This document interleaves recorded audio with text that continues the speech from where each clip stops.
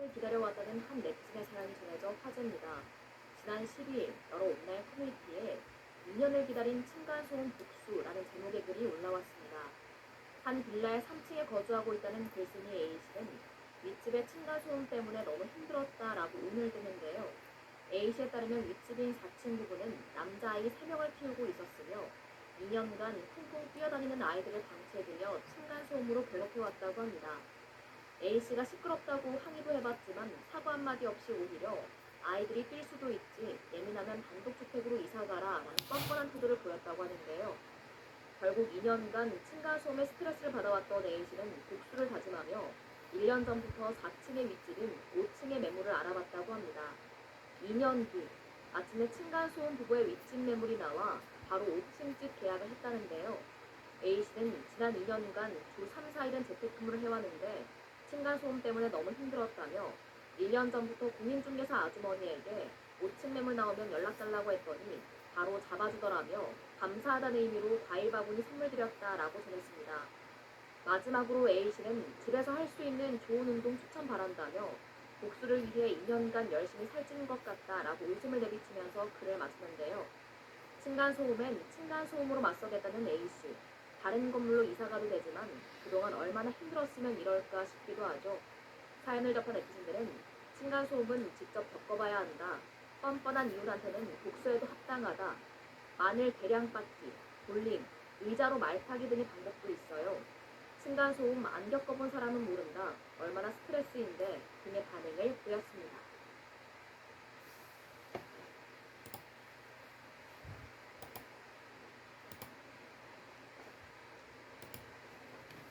미국 오클라호마주에 살고 있는 9살 어린이 클리포드는 집에서 문어를 키우고 싶어 했습니다. 반대하는 부모를 끈질기게 설득했고 마침내 아빠는 문어 한 마리를 집으로 가져왔습니다. 클리포드는 기쁨의 눈물을 흘립니다. 신난 클리포드는 문어에게 테라스라는 이름도 지어주고 집에서 문어가 어떻게 생활하는지 매일 영상으로 기록했습니다. 그런데 몇 주 후 아주 놀라운 일이 벌어졌습니다. 수컷인 줄 알고 구매한 이 문어가 알고 보니 알을 벤 암컷 문어였고 새끼를 무려 50마리나 낳은 겁니다. 클리포드의 가족은 알을 교환 상태가 됐습니다. 50마리의 새끼 문어들을 각각 50개의 작은 수조에 넣어두었지만 문어들이 가만히 있지 않고 밖으로 기어나와서 집도 난장판이 됐습니다. The uh-oh moment was definitely when the first one hatched. I wish my son's favorite animal had been a hamster. 문어의 일반적인 수명은 1년에서 5년 정도인데요. 클리포드 가족은 이 문어들을 앞으로 어떻게 키워야 할지 고심하고 있습니다.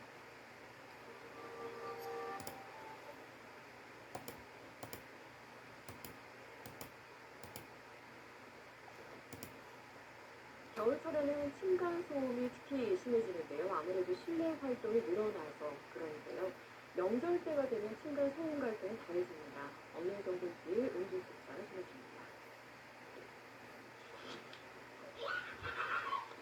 시도 때도 없이 위층에서 들려오는 쿵쿵대는 소리. 이런 층간소음 문제는 겨울철 두드러지게 증가하는 것으로 나타났습니다. 서울시가 2014년 4월부터 접수된 층간소음 민원 2,500여 건을 분석한 결과입니다. 지난해 기준으로 보면 10월에는 민원이 51건이었지만 12월에는 102건으로 피해 요소가 배로 늘었습니다. 층간소음 원인은 끼거나 덮는 소리가 절반 이상으로 가장 많았고 망치질과 가구 끌기, 반려동물 짖는 소리 등이 귀를 이었습니다. 피해를 호소한 세대는 아래층이 70% 가까이를 기록해 압도적으로 많았습니다. 위층이 민원을 제기한 경우도 25% 가까이 나타났는데 우퍼, 스피커 설치 등 아래층의 부곡 소음으로 고통을 겪고 있는 것으로 조사됐습니다. 서울시는 설 연휴 가족들이 모일 경우 층간소음 분쟁이 심해질 수 있다며 주의를 당부했습니다. 특히 가족 모임이 있으면 미리 이웃에게 알려 양해를 구할 것을 제안했습니다.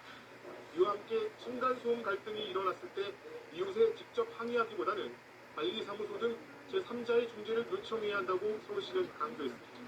KBS 뉴스 김준수입니다.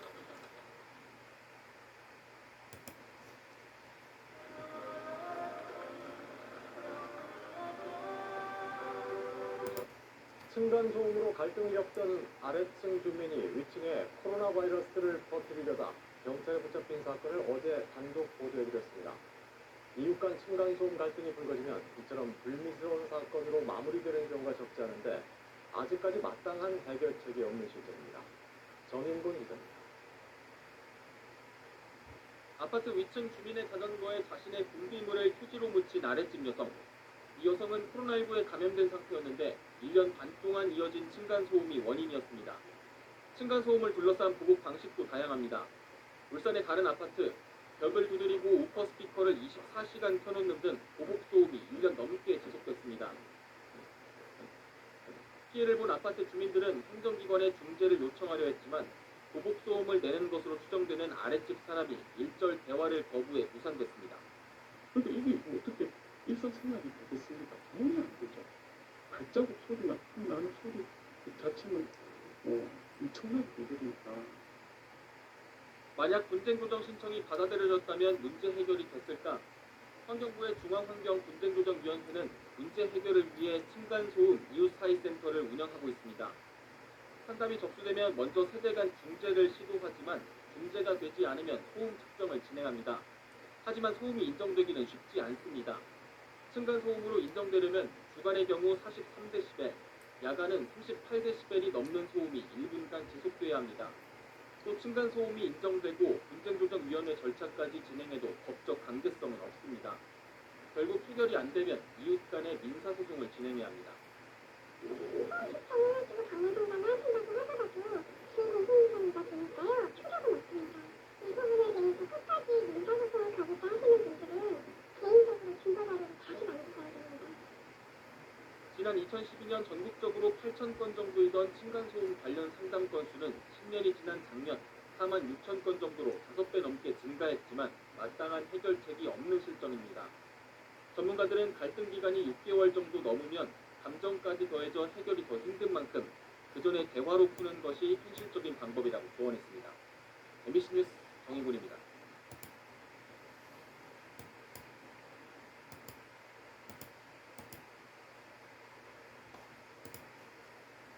이웃 간 층간소음은 때로는 강력범죄로 이어지면서 사회적 문제가 되고 있는데요. 청주의 한 아파트가 이른바 칭찬 릴레이로 층간소음 해결을 위한 이색적인 실험을 했었습니다. 송국희 기자입니다. 우리 집 바닥은 아래층 천장이에요.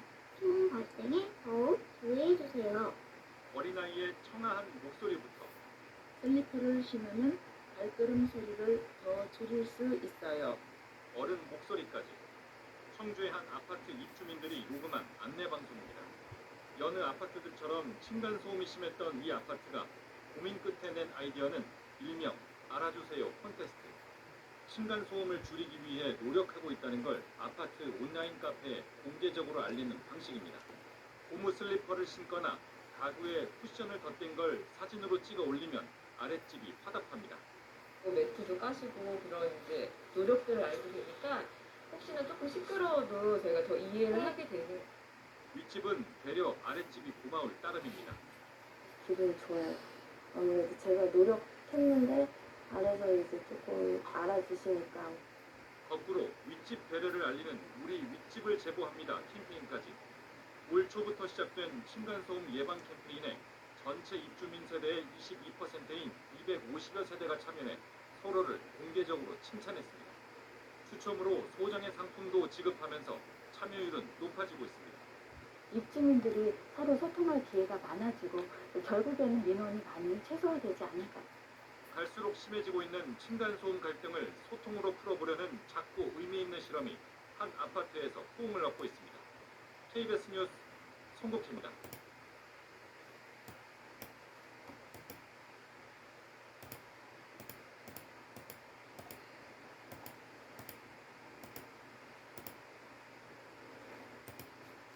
딜코락스 자연스럽고 건강한 장미 등으로 쾌변은. 경기 수원 남부경찰서는 오늘 40대 A씨를 살인 혐의로 구속 송치했다고 밝혔습니다. A씨는 자신의 원룸에서 이웃인 30대 B씨를 흉기로 살해한 혐의를 받고 있습니다. A씨는 범행 후 자살을 시도하고 병원 치료를 받았으며 범행 동기는 소음 문제에 대한 오해로 추정되고 있습니다. 범행 직전 A씨는 앰프 소리가 시끄럽다며 B씨 집으로 항의하러 갔지만 원인을 발견하지 못했고 이후 자신의 집에선 소리가 들린다며 B씨를 집으로 데려와 다툼 끝에 범행을 저지른 것으로 확인했습니다. A씨는 모든 혐의를 인정하며 112에 직접 신고한 것으로 알려졌습니다. 경기 수원남부경찰서는 오늘 40대 A씨를 살인 혐의로 구속 송치했다고 밝혔습니다. A씨는 자신의 원룸에서 이웃인 30대 B씨를 흉기로 살해한 혐의를 받고 있습니다. A씨는 범행 후 자살을 시도하고 병원 치료를 받았으며 범행 동기는 소음 문제에 대한 오해로 추정되고 있습니다. 범행 직전 A씨는 앰프 소리가 시끄럽다며 B씨 집으로 항의하러 갔지만 원인을 발견하지 못했고 이후 자신의 집에선 소리가 들린다며 B씨를 집으로 데려와 다툼 끝에 범행을 저지른 것으로 확인했습니다. A씨는 모든 혐의를 인정하며 112에 직접 신고한 것으로 알려졌습니다.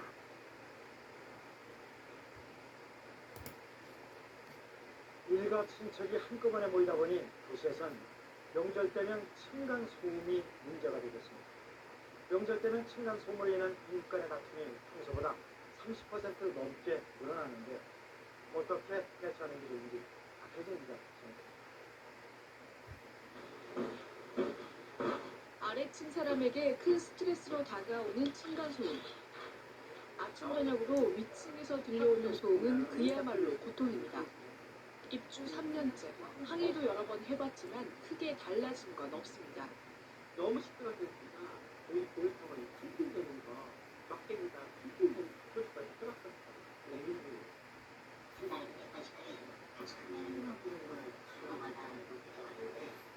일가 친척이 한 집에 모이는 명절이 되면 어떨까? 고성과 발소리가 더 심해지면서 소음은 더 커집니다. 성인 남성 한 명이 걸을 때 층간소음은 33.8데시벨, 낮소음 기준 진내였지만 3명이 걸으면 46데시벨을 넘어 기준을 훌쩍 초과합니다.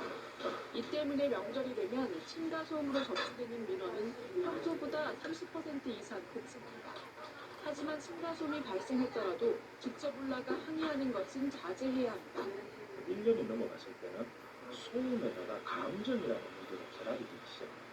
이전 사람을 대면만 해도 통해서 마음이 들 수가 있다 보니까 또 친척들이 방문하기 전 방문 시간을 아래층의 쪽지 등으로 알려줘 사전 양해를 구하는 것도 층간소음 다툼을 줄일 수 있는 좋은 방법입니다. KBS 뉴스 박혜수입니다.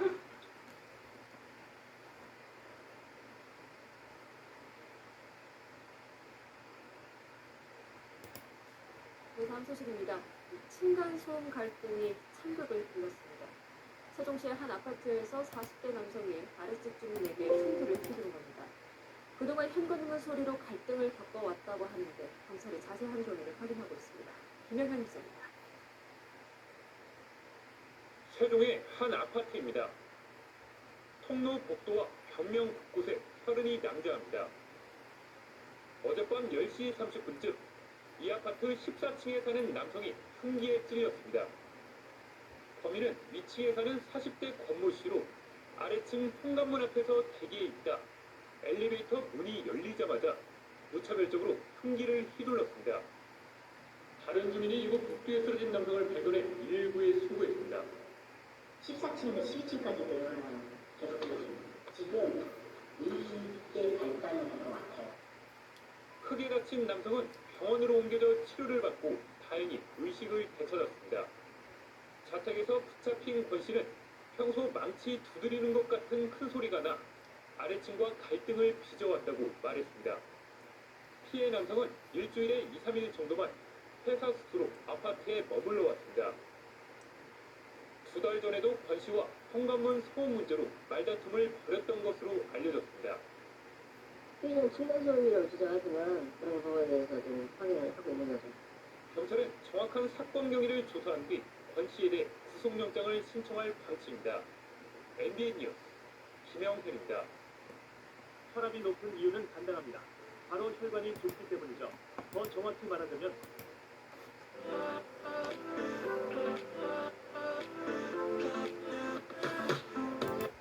층간소음 때문에 괴롭다는 민원은 해마다 늘고 있습니다. 그런데 이 정도면 층간소음이 맞다라고 인정을 받는 경우는 매우 드물다고 합니다. 인정해주는 기준이 현실과 동떨어져 있다는 얘기가 많은데요. 실제로 저희 어환희 기자가 실험을 해보니 제게 절구질하는 소리로도 부족했습니다. 밀착 카메라로 직접 보시겠습니다.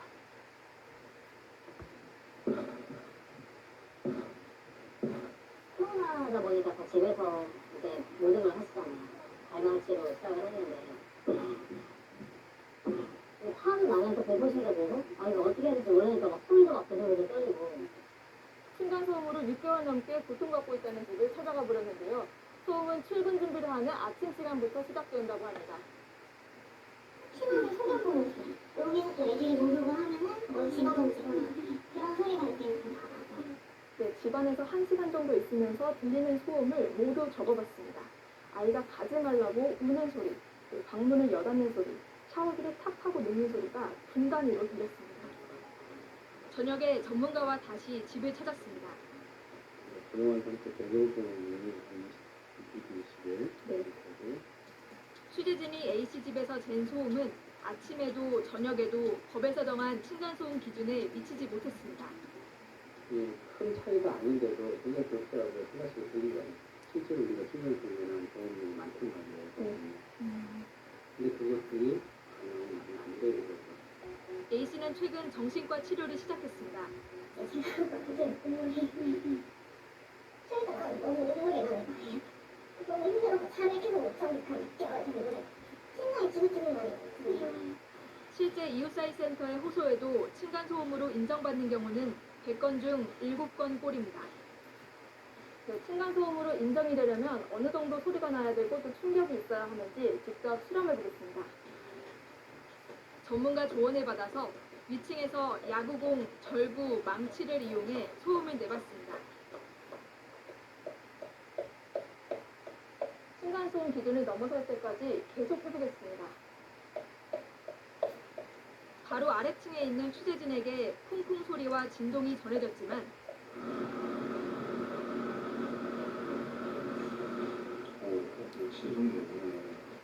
소음 측정기 수치에는 큰 변화가 없었습니다. 네, 지금 층간소음 기준에 맞춰보려고 몇 분째 열심히 뛰고 있는데요.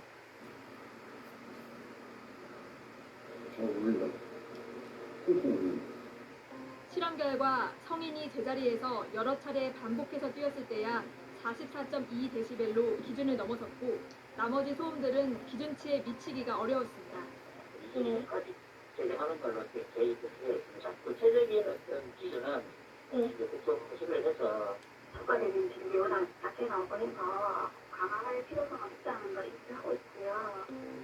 네, 국민 80%가 공동주택에 사는 시대 정부는 이렇게 슬리퍼 신기, 매트 딸기와 같은 예방책은 홍보하면서도 정작 현실과 동떨어진 층간소음 기준은 7년째 그대로 두고 있는데요. 제대로 된 기준을 마련하는 것부터가 층간소음 해결의 시작 아닐까요? 밀착 카메라 어원입니다.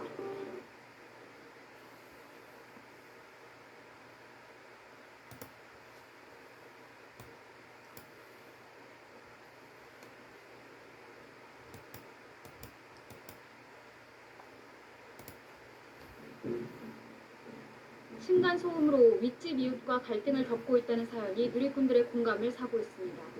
한 온라인 커뮤니티에는 아파트 보복성 층간소음 도와주세요라는 제목의 글이 올라왔습니다. 올해 4월 아이들과 경기도 의정부의 한 아파트 19층으로 이사온 글쓴이는 이사 직후부터 위층인 20층 입주민으로부터 시끄럽다는 항의를 받았습니다. 글쓴이는 19층에 사는 저희 집 아이들이 뛰면 18층이 가장 피해를 봐야 하는데 오히려 아랫집 이웃과는 문제가 없다고 적었습니다.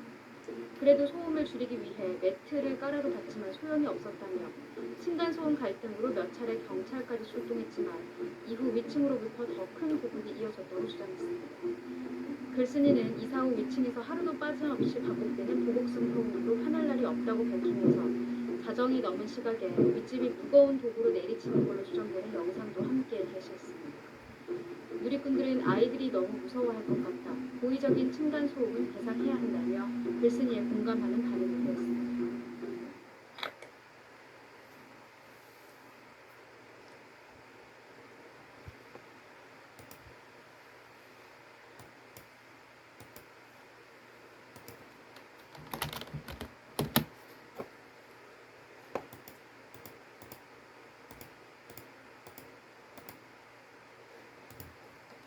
어떤 날은 묵직하고 진하게, 또 어떤 날은 산뜻하고 가볍게, 그때마다 내 기분에 맞. 자, 층간소음으로 생기는 이웃 사이의 갈등 어떻게 대처하십니까? 피해가 있어도 이웃인지라 기분 상하지 않게 알릴 방법 찾느라 고민하는 경우가 더 많죠. 하지만 잘못했다가는 스토킹범으로 몰릴 수도 있다는데요. 손인혜 기자가 취재했습니다. 지은 지 20년이 넘은 서울의 한 아파트. 3년째 이어진 층간소음에 귀마개는 일상이 됐습니다. 참다 못해 경찰을 불렀지만 돌아온 건 스토킹 혐의의 형사 고소장. 그 집 분하니까 아래쪽에서 우리도 쪽지랑 이런 거 받아왔다. 이제 그러면서 스토킹법 강화 이런 거 저희를 오히려 신고를 했고 직접 찾아가 주의를 당부한 일과 문고리에 빵과 함께 넣은 쪽지가 빌미가 됐습니다. 경찰에선 무혐의 처분을 내렸지만 윗집의 발걸음 소리는 더 크게 들리기 시작했습니다. 너무 황당했죠. 그때 이제 무혐의가 나오니까 그때부터 이제 불복성이 있었던 거예요. 층간소음은 대개 경범죄 처벌법으로 10만 원 이하 벌금에 처해지지만 2021년부터 스토킹 처벌법이 시행되면서 분위기가 달라졌습니다. 지난 2021년 11월부터 6개월간 자신의 집에서 고무망치로 천장 벽면을 치거나 고성능 스피커를 이용해 140차례에 걸쳐 보복소음을 낸 60대 남성은 징역 1년 6개월을 선고받았습니다. 또 다른 60대 남성은 이웃집 문 앞에 흉기와 불이 붙은 양초, 가스통, 그리고 협박 메모를 놔뒀다가 특수협박 혐의로 징역 10월을 확정받았습니다. 올해 층간소음 갈등과 관련한 판결문 39건 가운데 절반 이상이 징역형을 받았습니다. 이웃 간 갈등이 보복이나 범죄로 번지는 걸 막으려면 정부가 더 적극적으로 개입해야 한다는 지적이 나옵니다. 아파트에서는 뭐냐면 층간소음관리위원회라는 걸 구성을 해서 운영을 시키고 정부에서는 금전적으로 운영비를 조금 지원할 수 있으면 지원을 해주고 또 건물을 지은 시공사가 층간소음 민원의 책임을 지도록 하는 근본적인 대책도 필요해 보입니다. 채널A 뉴스 손인혜입니다.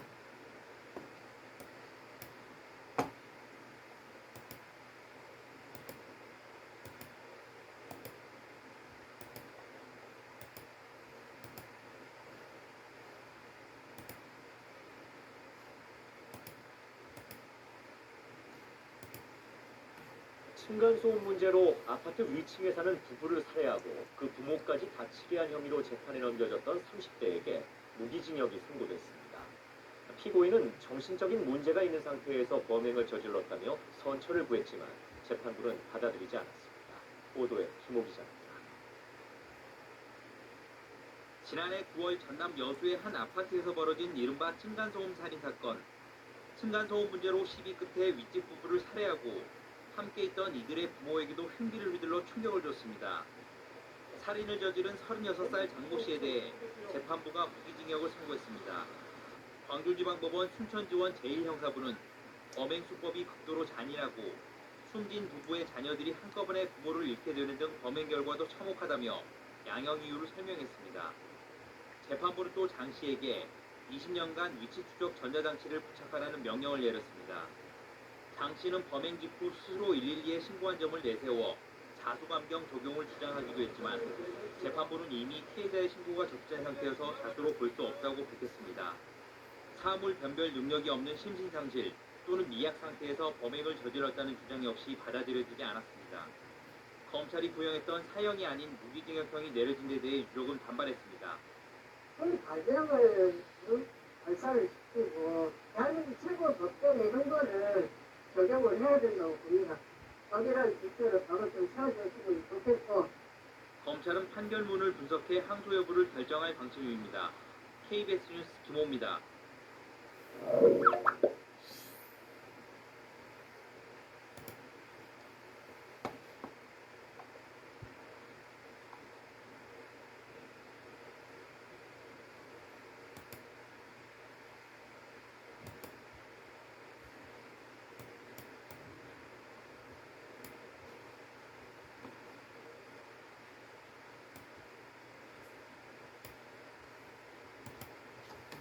어떤 콘드로이틴 드세요?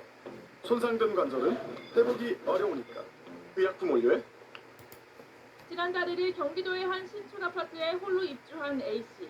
평일에는 출퇴근을 하면서 혼자 살고 있는데 입주한 지 2주쯤 된 지난달 14일 밤 누군가 현관문을 흔들기 시작했다고 합니다. 아래층에 사는 부부가 층간소음이 있다며 민원을 제기하기 시작한 겁니다.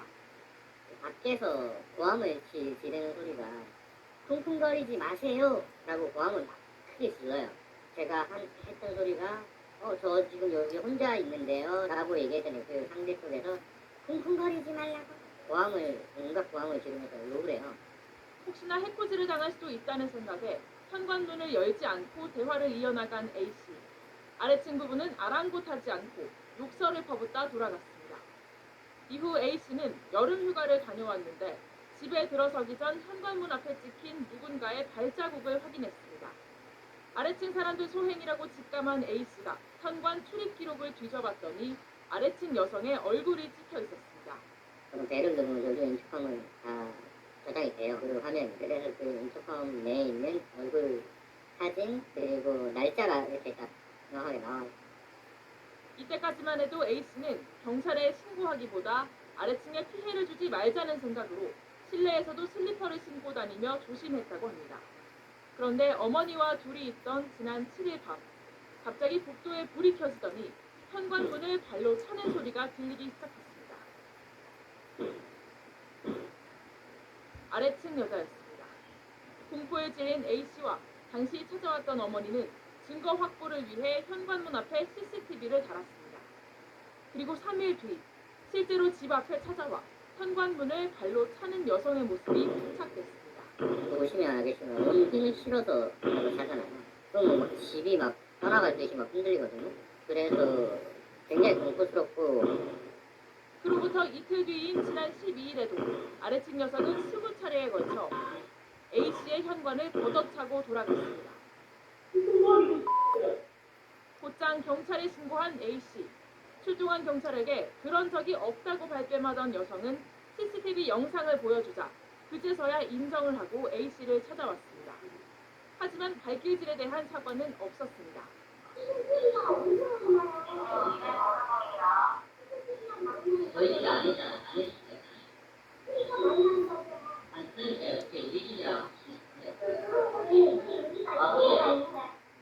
아래층 여성은 당시 경찰에게 이제 현관문을 발로 차지 않겠다고 했지만 A씨는 공포에 떨고 있습니다. 사건을 접수한 경찰은 조만간 아래층 여성을 소환해 정확한 사건 경위를 조사할 예정입니다.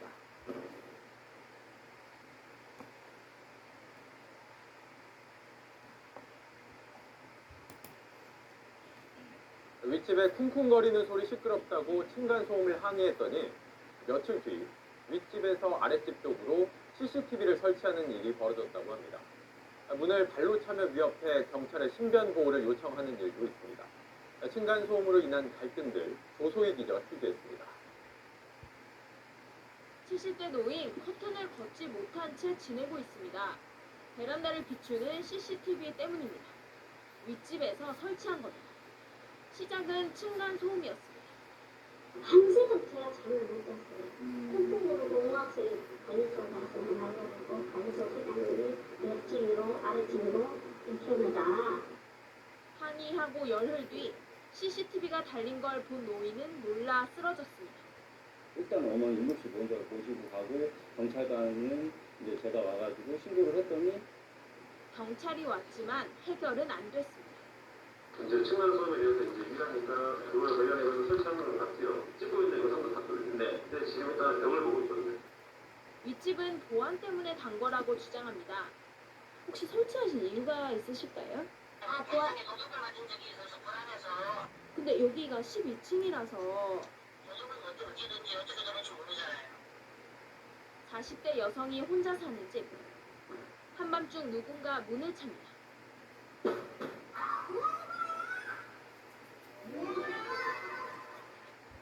이거 아래 뒤에 찼구나. 어이가 없는 게 항상 슬리퍼를 신고 생활을 하는데 그 몇 걸음을 걸었다고 딱 1분도 안 돼요 사실. 여성은 경찰에 신변 보호 요청을 하고 아랫집을 재물손괴 혐의로 고소도 했습니다. 지난해 한국환경공단에 접수된 층간소음 분쟁만 4만여 건. 갈등의 골은 곳곳에서 깊어지고 있습니다. JTBC 조소입니다. 안녕하세요. 뉴스룸 앵커 최재원입니다. JTBC 뉴스룸을 시청해주신 여러분 고맙습니다. 더 많은 소식은 JTBC 뉴스 채널에서 만나보시기 바랍니다.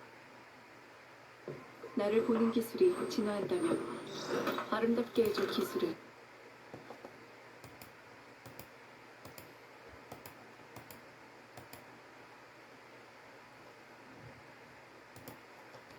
한 남성이 강아지를 안고 집 안으로 들어갑니다.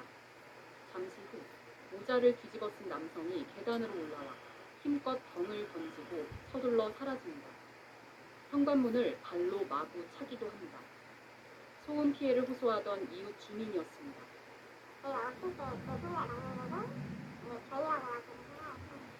처음엔 말로 시작된 항의, 3개월 뒤엔 물리적 위협으로 이어진 경기입니다.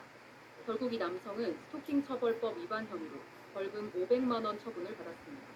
이 사람이 지금이라면 그 방을 바로 사용해서 듣기있지만 부모를 조절을 못하면은 또 혹시 모를 일이 생길 거라는 생각을 하니까 소음 갈등이 더 극단적 범죄로 비화하는 일도 끊이지 않고 있습니다.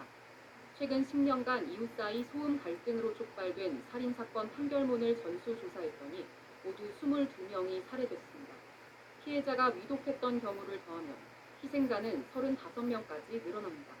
이수까지 포함하면 훨씬 많은 인원도 1년에 적게 잡아도 3-4명 정도가 살해당하고 소음 분쟁 살인사건의 72%는 범행 전 피해자와 가해자의 갈등이 석 달 이상 이어졌다는 공통점이 있습니다. 서로가 이렇게 주고받는 시간들이 통상적으로 몇 개월 흘러가요. 정말 짧게 잡으면 3개월에서 6개월 사이까지는 저희들은 청각과 골든타임입니다. 골든타임 안에 공권력이나 행정당국의 적극적 개입이 최악의 사태를 막는 열쇠가 될 수 있다는 지적입니다. 스토킹이라든가 가정폭력과 같이 적극적으로 가해자와 피해자의 분류를 하고 피해자 신변 보호를 하고 있습니다. 경찰에 접수되는 층간소음 신고는 하루 100건 이상, 90% 이상은 반복 신고인 만큼 층간소음 112 신고 코드 신설 등 범죄 예방을 위한 적극적 대책이 필요합니다. KBS 뉴스 김채린입니다. 네, 요즘 코로나19로 집에 있는 시간이 많아지면서 층간소음 문제로 주민들 사이에 갈등이 빚어지곤 하는데요. 네, 오늘 새벽 전남 여수의 한 아파트에서는 살인사건까지 발생했습니다. 아래층에 살던 30대 남성이 위층 주민들에게 흉기를 휘둘러서 2명이 숨졌고 2명이 중상을 입었습니다. 조희원 기자가 취재했습니다. 전남 여수시 덕충동의 한 아파트. 오늘 새벽 0시 40분쯤 이 아파트 8층에 사는 35살 남성이 바로 위층 집으로 올라갔습니다. 층간소음이 심하다며 항의하러 가면서 흉기까지 들었습니다. 위층에 살던 40대 부부와 말다툼을 하던 끝에 흉기를 휘둘렀고 부부는 그 자리에서 숨졌습니다. 부부의 부모인 60대 부부 역시 크게 다쳐 병원으로 옮겨져 치료를 받고 있습니다. 소리가 막 툭툭 나서 그걸 쓰니까 내가 TV가 좀 넘어지더라고요. 그리고 나서 막 그거 비디오 소리가 터졌대. 사건 당시 위층에는 숨진 부부의 자녀들도 있었는데 방에서 나오지 않아 화를 피할 수 있었습니다. 가해 남성은 범행 직후 집으로 돌아와 경찰에 자수했고 현행범으로 체포됐습니다. 경찰 조사에서 이 남성은 층간소음 때문에 견딜 수 없어 범행을 저질렀다고 밝혔고 술은 마시지 않은 것으로 알려졌습니다. 주민들은 가해자가 평소에도 층간소음에 대해 자주 항의한 것으로 기억했고 실제로 지난 17일에도 위층을 신고한 것으로 확인됐습니다. 여기서 통수시간 돌렸어. 맨날 막 그냥 옆에 뚜껑 그래. 뭐 소리만 나고 조금만 나고. 원래는 붙어놓고요. 붙어놓다고. 그러다가 그냥 맨날 흩어올려가지고. 경찰은 이 남성에 대해 살인 혐의 등으로 구속영장을 신청할 계획입니다. MBC 뉴스 조희원입니다.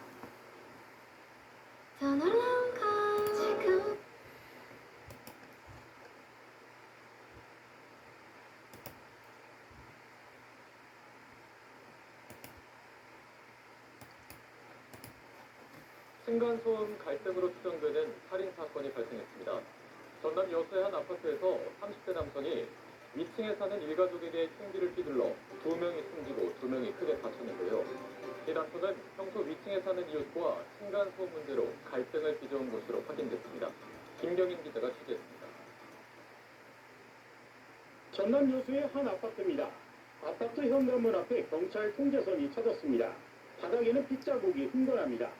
사건이 발생한 건 27일 0시 반쯤. 이 아파트 8층에 거주하는 30대 남성 A씨가 위층에 사는 일가족 4명에게 흉기를 휘둘렀습니다.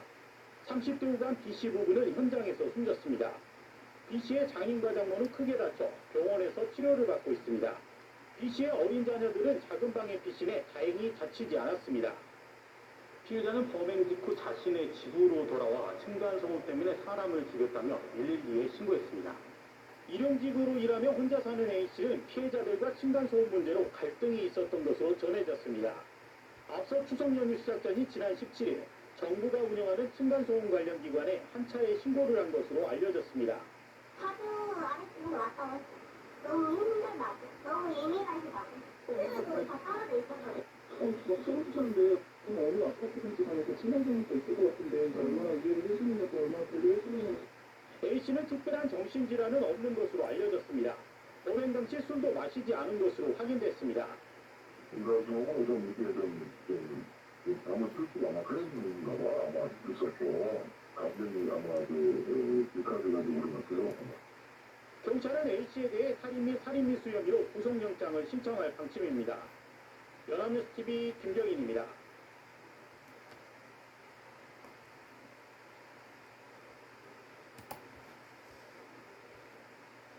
코로나19로 집에 있는 시간이 늘면서 층간소음 문제로 인한 이웃 갈등도 더 잦아지고 있습니다. 지난 주말에는 층간소음 문제로 말다툼을 벌이던 이웃이 손도끼까지 드는 일도 일어났습니다. 최진석 기자가 보도합니다. 경남 통영의 한 아파트 5층 현관. 사람들이 뒤엉켜 몸싸움합니다. 이들이 잡고 있는 건 길이 50cm 정도인 손도끼입니다. 몸싸움은 경찰이 출동하고서야 끝났습니다. 아파트 4층으로 이사온 주민이 층간소음 문제로 5층 주민과 갈등이 시작된 건 지난해 초부터. 몸싸움이 난 14일 저녁에도 인터폰으로 위층 주민에게 층간소음 문제를 항의하자 올라오라고 해 올라갔더니 위층 주민이 손도끼를 들고 있었다는 게 아래층 주민의 주장입니다. 아래층 주민은 손도끼에 손을 베어 새 바늘을 꿰맸습니다. 딱 목도를 들고 일하고 있는 거예요. 제가 순간 이거는 안 되겠다 싶었어요. 이렇게 오는 거를 내가 제압을 했죠. 잡고 내가 내뱉어냈어요.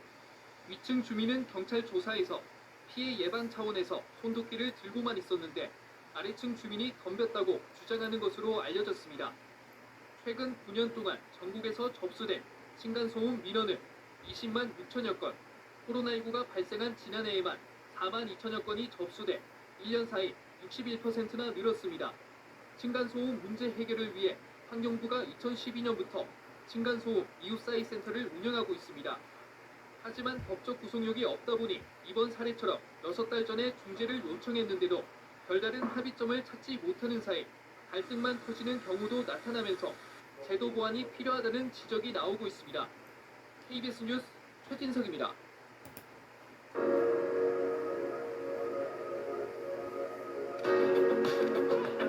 전남 여수에서 아래층 남성이 휘두른 흉기에 위층 주민들이 참변을 당하는 일이 벌어졌습니다. 40대 부부가 숨지고 60대 부모는 크게 다쳤는데요. 위층과 아래층 사이 이전부터 층간소음 갈등이 있었다고 합니다. 보도에 손준수 기자입니다. 아파트 9층 복도에 경찰 출입 통제선이 서 있습니다. 아래층에 살던 30대 남성 A씨가 이곳에 올라온 건 어제 새벽 0시 반쯤. 평소 층간소음으로 불만이 있었던 A씨는 아파트 위층으로 올라와 말다툼 거에다가 흉기를 휘둘렀습니다. 위층 40대 부부는 흉기에 찔린 뒤 현장에서 숨졌습니다. 이 부부와 함께 살던 60대 부모 역시 다투는 소리에 놀라 나왔다가 아래층 남성의 흉기에 크게 다쳤습니다. 방 안에 있던 10대 자매는 화를 면했습니다. 아래층 남성은 범행 후 본인의 아파트로 돌아온 뒤 경찰에 전화를 걸어 자수했습니다.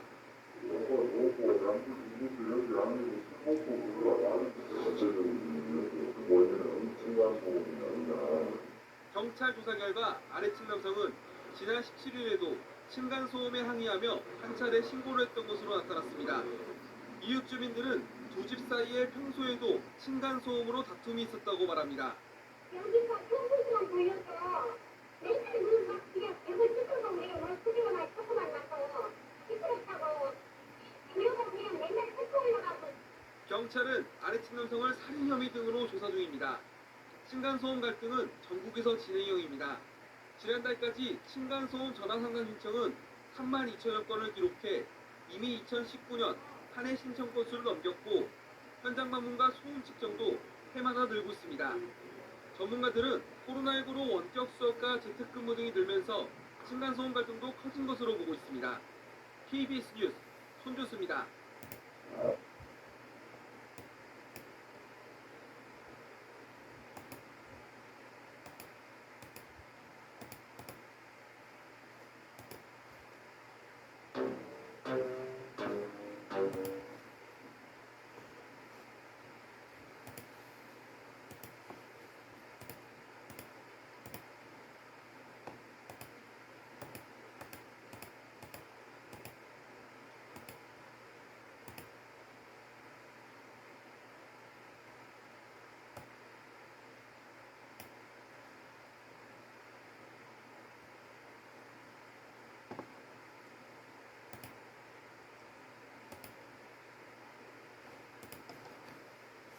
이웃 간의 갈등이나 폭행, 심지어 극단적 사건으로 이어지기도 하는 층간소음 문제는 코로나 시대와 맞물려 해결이 더욱 시급해진 사회적 핵심 현안으로 떠올랐습니다.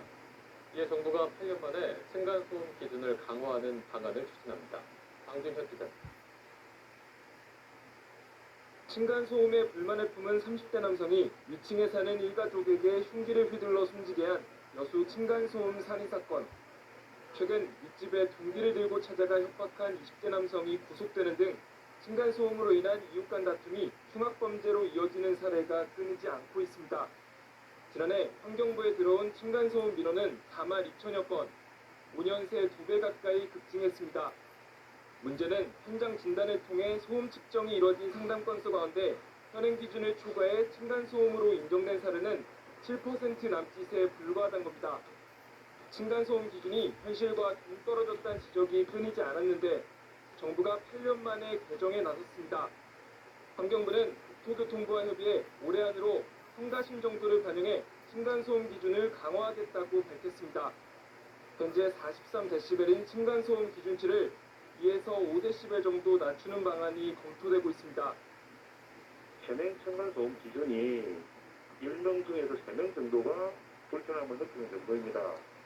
근데 해외 사례에서 보면 10명 중에서 1~2명 정도가 느끼는 정도로 강화해야 된다라는 사례가 있어서 환경부는 층간소음으로 인한 이웃 간 갈등을 초기에 중재할 수 있는 매뉴얼도 올해 처음 보급할 계획입니다.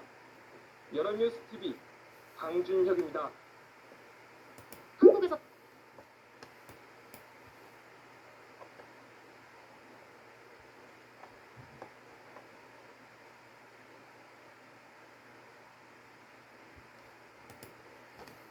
명절에 가족과 친구들이 모이다 보면 층간소음 문제로 이웃과 갈등에 빚기 쉽습니다. 명절 이후 층간소음 민원이 급증한다는 통계도 있는데요. 이웃 간 배려가 필요한 지점입니다. 김지수 기자입니다. 지난해 9월 대전시 유성구의 한 아파트에 살던 59살 A씨는 층간소음의 격분에 위층을 찾아가 흉기로 위협했습니다. 법원은 이번 달 A씨에게 징역 6개월에 집행유예 1년을 선고했습니다. 지난 2017년 7월 서울 노원구의 아파트 4층에 사는 60대 남성이 위층 주민에게 흉기를 휘둘렀습니다. 층간소음 갈등이 살인사건으로 이어진 건데 이 남성은 재판에서 우발적으로 저지른 일이라고 주장했습니다.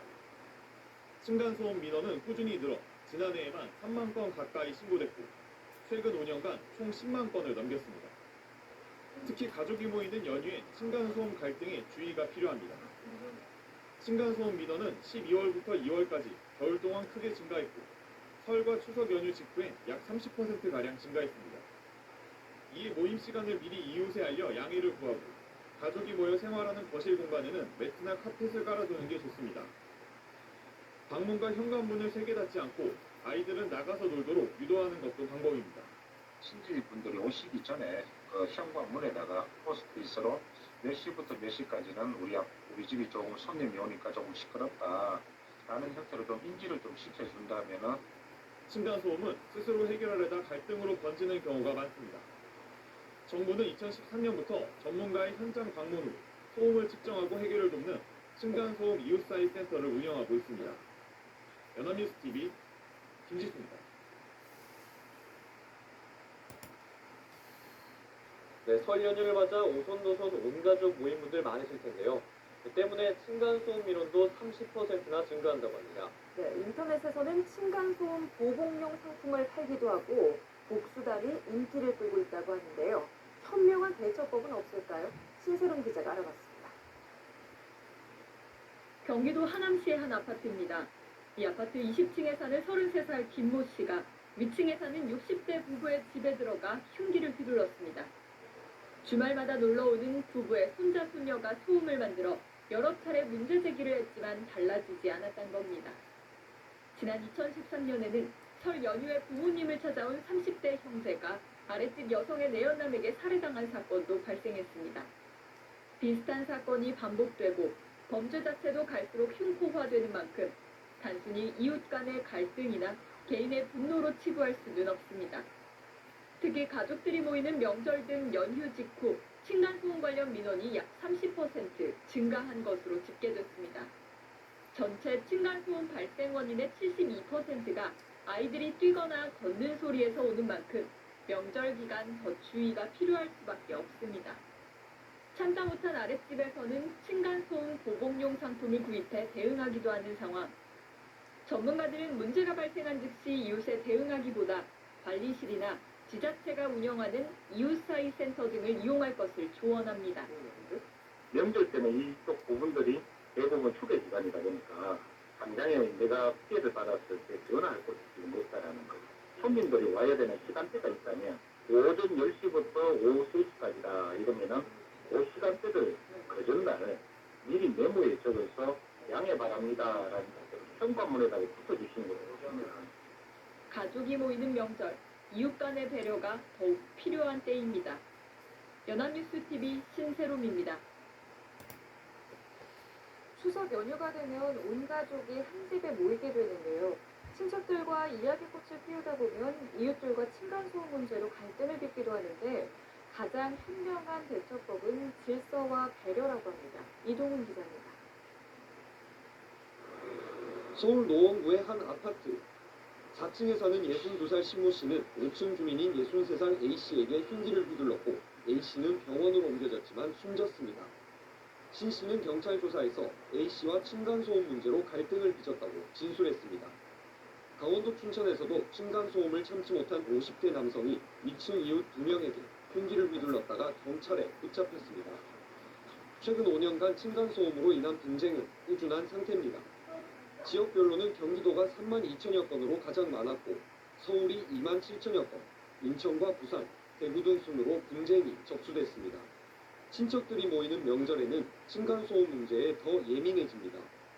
실제로 서울시가 지난해 명절 전후 접수된 민원수를 비교한 결과 연휴 뒤 민원 전화가 전보다 약 30% 증가했습니다. 친척들이 모여 소란이 예상되면 미리 이웃 집에 양해를 구하는 것이 좋습니다. 또 층간소음이 발생한 경우에는 직접 찾아가 항의하기보다는 관리소 등을 통하는 것이 갈등을 줄일 수 있는 방법입니다. 아파트 내에 층간소음 관리위원회가 구성이 되어 있으니까 이 관리위원회에다가 민원을 넣어서 중재를 받으면서 접근하는 것이 가장 합리적이고 좋은 방법입니다. 전국 지자체별로 운영하는 이웃 사이센터 등을 통해 추가 중재를 받을 수도 있습니다. 연합뉴스 TV 이동훈입니다.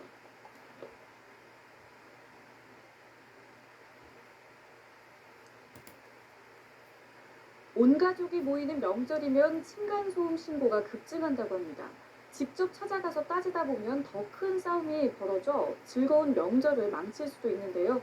예방법을 정빈나 기자가 소개합니다. 지난 2013년 설 연휴 끔찍한 살인사건이 발생했습니다. 층간소음 문제를 따지러 갔던 45살 김모 씨가 윗집 형제를 흉기로 찔러 살해한 겁니다. 항의를 하러 갔는데 자신에게 무례하게 굴었다는 것이 살인의 이유였습니다. 본인들이 잘못했으면 그냥 잘못했다고 한마디면 다 모든 게 끝날 수 있는 거를 욕하고 덤빌 건 아니지 않습니까? 층간소음으로 문제가 생겼을 때 무조건 찾아가는 일은 상황을 더 악화시킨다는 것이 전문가들의 조언입니다. 관리실에 중재를 요청하고 문제가 해결되지 않으면 환경부나 각 지자체의 상담 전화를 이용해 보는 것도 방법으로 꼽힙니다. 이웃을 먼저 배려해 층간소음 갈등을 예방하는 것도 중요합니다. 많은 가족이 찾아올 예정이라면 윗집이 먼저 아랫집을 찾아가 양해를 구해두면 좋습니다. 또 가족이 모여 생활하는 공간에는 매트나 카펫을 깔아두고 방문이나 현관문 등을 쾅쾅 닫지 않도록 조심해야 합니다. 아래층에서는 소음이 어디에서 발생하는지 정확하게 확인해야 하며 천장을 치면서 보복 소음을 내는 행위도 자제할 필요가 있습니다. 연합뉴스 TV 정빈나입니다. 네, 명절에 친척들이 한 곳에 모여 맛있는 음식에 밀린 얘기들 많이 나눌 텐데요. 이웃 주민들에게 피해가 가진 않을까 여간 신경이 쓰일 수밖에 없습니다. 층간소음으로 인한 이웃 간 갈등이 강력범죄로 이어지는 사례가 끊이지 않고 있는데요. 마땅한 중재 방법은 없어 문제입니다. 강준혁 기자입니다.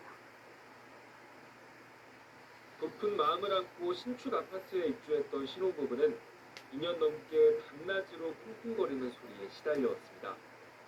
아이들이 떼쓰면서 갈구는 소리가 특히 많이 들리고 음식은 집안 동안이고 거의 집에서 휴식을 취할 수가 없어서 주말에는 그냥 밖에 나가고. 소음 측정 업체에서 이틀간 측정한 이 집의 소음도는 최대 66.7dB, 기준치를 훌쩍 넘겼습니다. 아파트 관리사무소와 경찰, 이웃사회센터, 환경분쟁조정위원회에 도움을 요청했지만 해결은커녕 갈등만 깊어져 갔습니다. 중앙환경보증에서 저희가 7, 8개월 가량 기다렸던 것 같아요. 저희가 측정했던 소음에 대해서 인정을 할 수가 없다고 기각이 나왔어요. 그 집에 대해서 아무런 사과도 받지 못했고. 최근 3년간 추석 연휴를 앞두고 이웃사회센터에 들어온 전화상담은 주당 148건, 연휴 이후엔 22% 이상 늘어난 걸로 나타났습니다. 반면 지난 10년간 환경부 산하 분쟁조정위원회의 조정 신청 건수는 연평균 2건에 불과합니다. 층간소음 민원은 계속해서 늘고 있지만 정부의 분쟁조정제도는 사실상 유명무실한 셈입니다. 중앙환경분쟁조정위 사람들이 와서 30분 정도 와서 그냥 간 거예요, 얘기하다가. 층간소음을 들어보지도 않았어요. 그냥 소리만 보는 거예요. 더 심각한 건 층간소음 갈등이 스토킹 수준을 넘어 폭행과 살인 등 강력범죄 사건으로 이어지고 있다는 겁니다. 일부 지자체의 경우 아파트 층간소음 관리 구성을 의무화하고 있지만 갈등이 극대화한 상태에선 무용지물이란 지적입니다. 연합뉴스 TV 강준현입니다.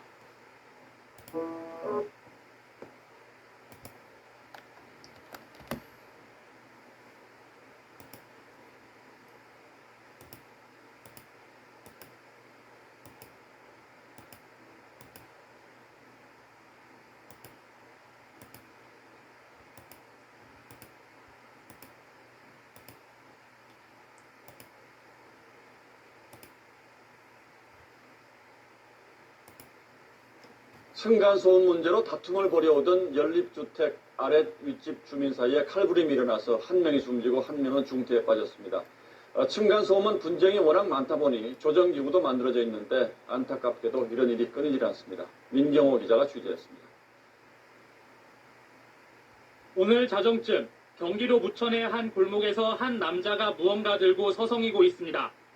잠시 걸터 앉아 기다리는데 한 여자가 연립주택 골목으로 들어가자 황급히 따라 뛰어갑니다. 이 남자는 연립주택 2층에 사는 49살 이모 씨였습니다. 이 씨는 이곳에서 피해자들을 기다리다 범행을 저지른 후 시장길을 따라 도주했습니다. 피해자들은 연립주택에서 이 씨 집 바로 아래 사는 50대 어머니와 20대 아들이었습니다. 두 사람은 온몸에 7, 8군데씩 상처를 입었습니다. 이게 까만 바로 우산인 줄 알았어요. 그게 팔이었지 않았나. 옷이었는지 아니면 비닐이었는지 그거를 이제 담았더라고요. 피해자들은 병원으로 옮겨졌지만 아들은 치료 도중 숨졌고 어머니는 의식을 찾지 못하고 있습니다. 두 집안 사람들은 층간소음 문제 등 때문에 평소 자주 다툰 사이라고 주민들은 전했습니다. 이렇게 아줌마가 좀 고백 좀 하자. 충분히 셀 거 아니에요. 이런 저런 이유로 해서 뭐 경찰들도 왔다 갔다 하고 어디로 보면 경찰이 왔다 갔다 하는 거 시골에서. 경찰은 달아났던 이 씨를 오늘 오후 5시쯤 검거해 범행 동기를 조사하고 있습니다. SBS 민경호입니다. 다음 뉴스입니다. 연립주택의 아래 윗집이 층간소음 문제로 다투다가 또 살인극이 벌어졌습니다. 이런 비극을 막기 위한 제도가 없는 건 아니지만 근본적인 해결책은 되지 못하는 것 같습니다. 손영한 기자가 취재했습니다. 어제 저녁 6시 반쯤 서울 동작구의 한 연립주택 2층에서 48살 이모 씨가 아랫집 사는 40살 허모 씨 보자에게 흉기를 휘둘렀습니다. 당시 2층 이 씨 집에는 주민 13명이 모여 반상회를 하고 있었는데 층간소음 문제로 허 씨 가족과 다투던 이 씨가 갑자기 흉기를 휘둘렀습니다. 허 씨가 숨졌고 67살 허 씨 어머니는 중태에 빠졌습니다. 소음 들린다고 서로 이제 의견 다툼이 있을 때 싹싹 튀어나가더니 북쪽에 가서 칼을 2개를 갖고 오더라고요. 1층 허 씨 집은 2층에 소음이 심하다고, 2층 이 씨 집은 1층에서 담배 연기가 올라온다고 불만을 가졌고 지난 1년간 자주 부딪혔다고 주민들은 전했습니다. 어제도 층간소음 때문에 일전에 주고받았던 욕설이 다시 시비가 돼 끔찍한 살인사건을 부르고 말았습니다. 정부는 층간소음 문제가 발생하면 제3자인 환경공단 등에서 층간소음 정도를 실측하고 갈등을 중재하는 안을 시행하고 있습니다. 마을 공동체 규약이라든가 같이 더불어 사는 그 규약 같은 것들 그런 걸 통해서 원천적으로 해결하는 게 바람직해 보입니다. 위아래층 이웃은 어떤 집인지 소통을 통해 이해를 더 많이 하는 것이 문제 해결의 근본적 대안이 될 수 있습니다. SBS 손현입니다. 어제 인천의 한 빌라에서 40대 남성이 아래층에 사는 일가족에게 흉기를 휘두르면서 3명이 다쳤습니다. 층간소음으로 몇 달간 갈등이 이어져 아랫집에서 이사를 결심하고 다른 집을 보고 온 날이었다고 합니다. 최선길 기자의 보도입니다.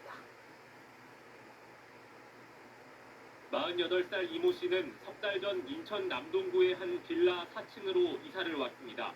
이후 층간소음 문제로 3층에 사는 A씨 가족과 갈등이 깊어졌습니다.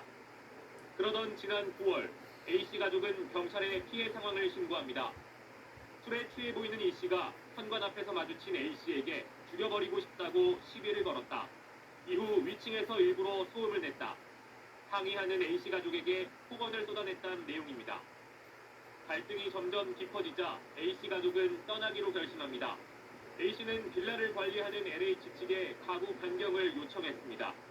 LH 규정에 따라 이웃과의 분쟁 등으로 범죄 피해가 우려될 경우 집을 옮길 수 있기 때문입니다.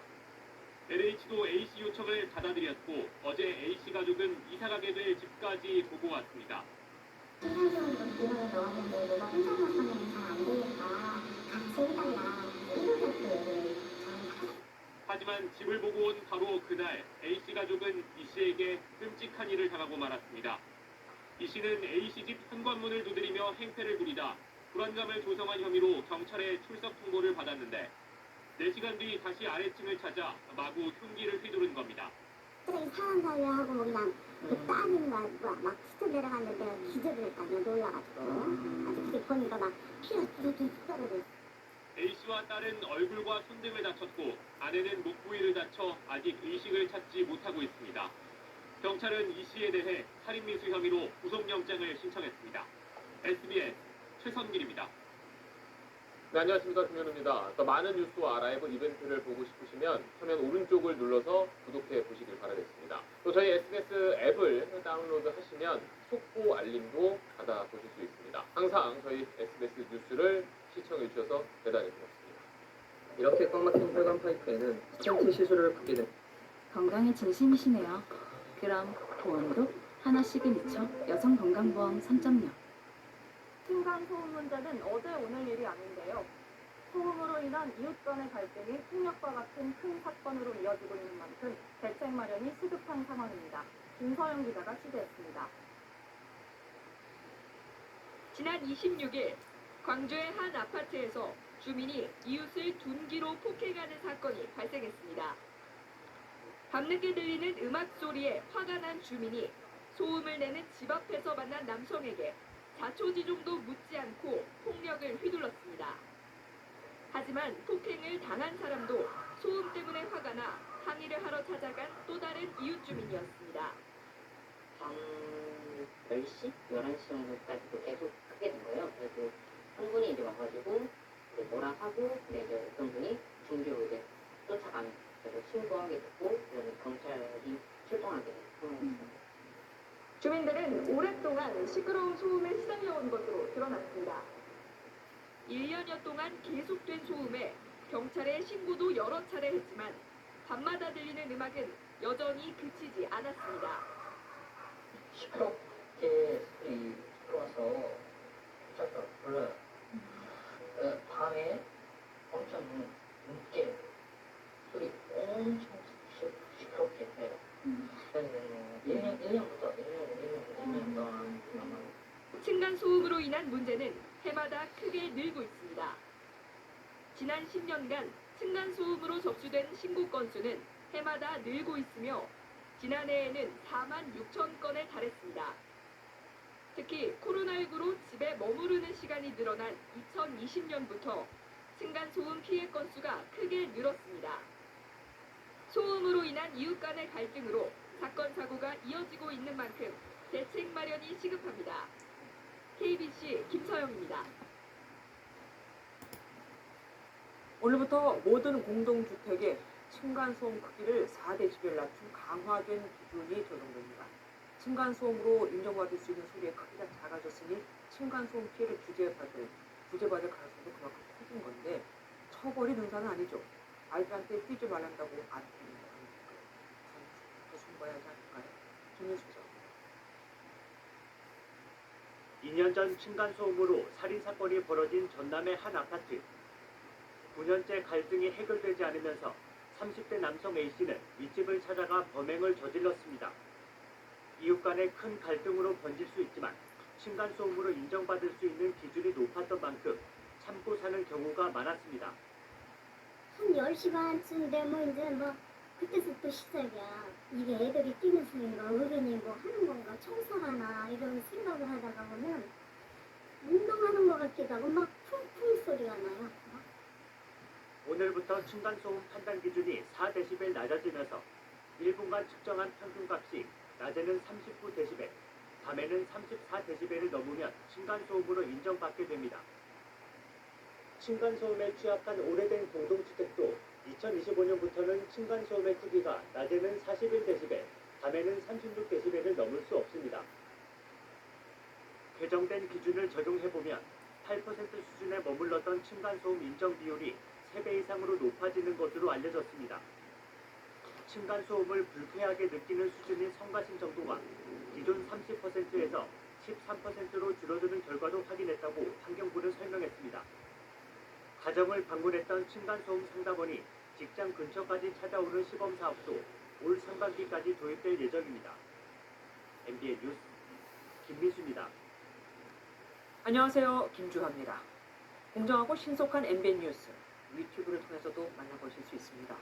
특히 더 많은 뉴스와 라이브를 보고 싶으시다면 오른쪽을 눌러서 구독하시면 됩니다.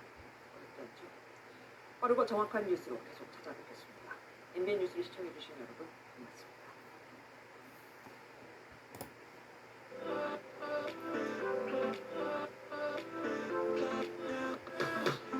아파트 층간소음 기준이 대폭 강화됩니다.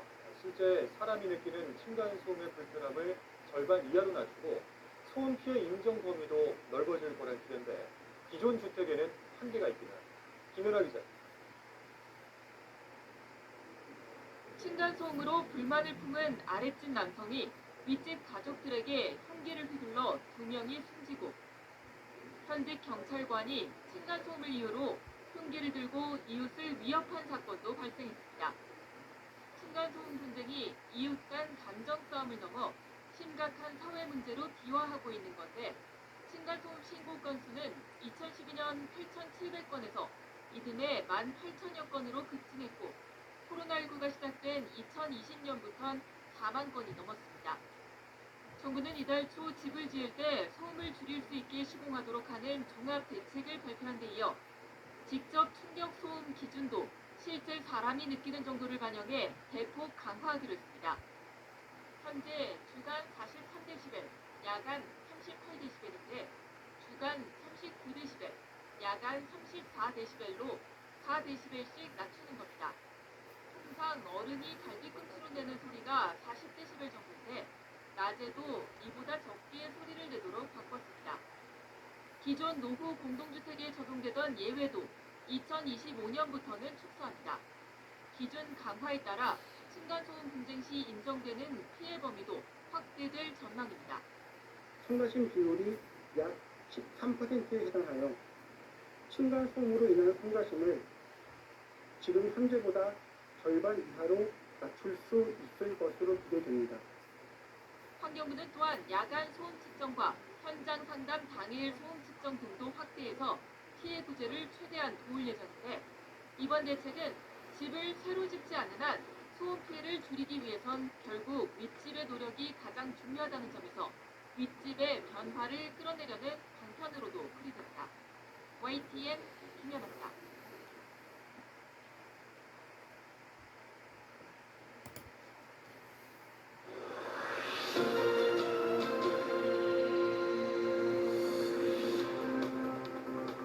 코로나19 때문에 재택근무하는 사람이 많아지고 또 집에 머무는 시간이 들면서 요즘 우리 윗집이 원래 이렇게 시끄러웠나 뭐 이런 생각 든다는 사람이 많습니다. 실제로 층간소음을 둘러싼 민원 건수가 전년 같은 기간보다 훨씬 더 많아진 걸로 나타났습니다.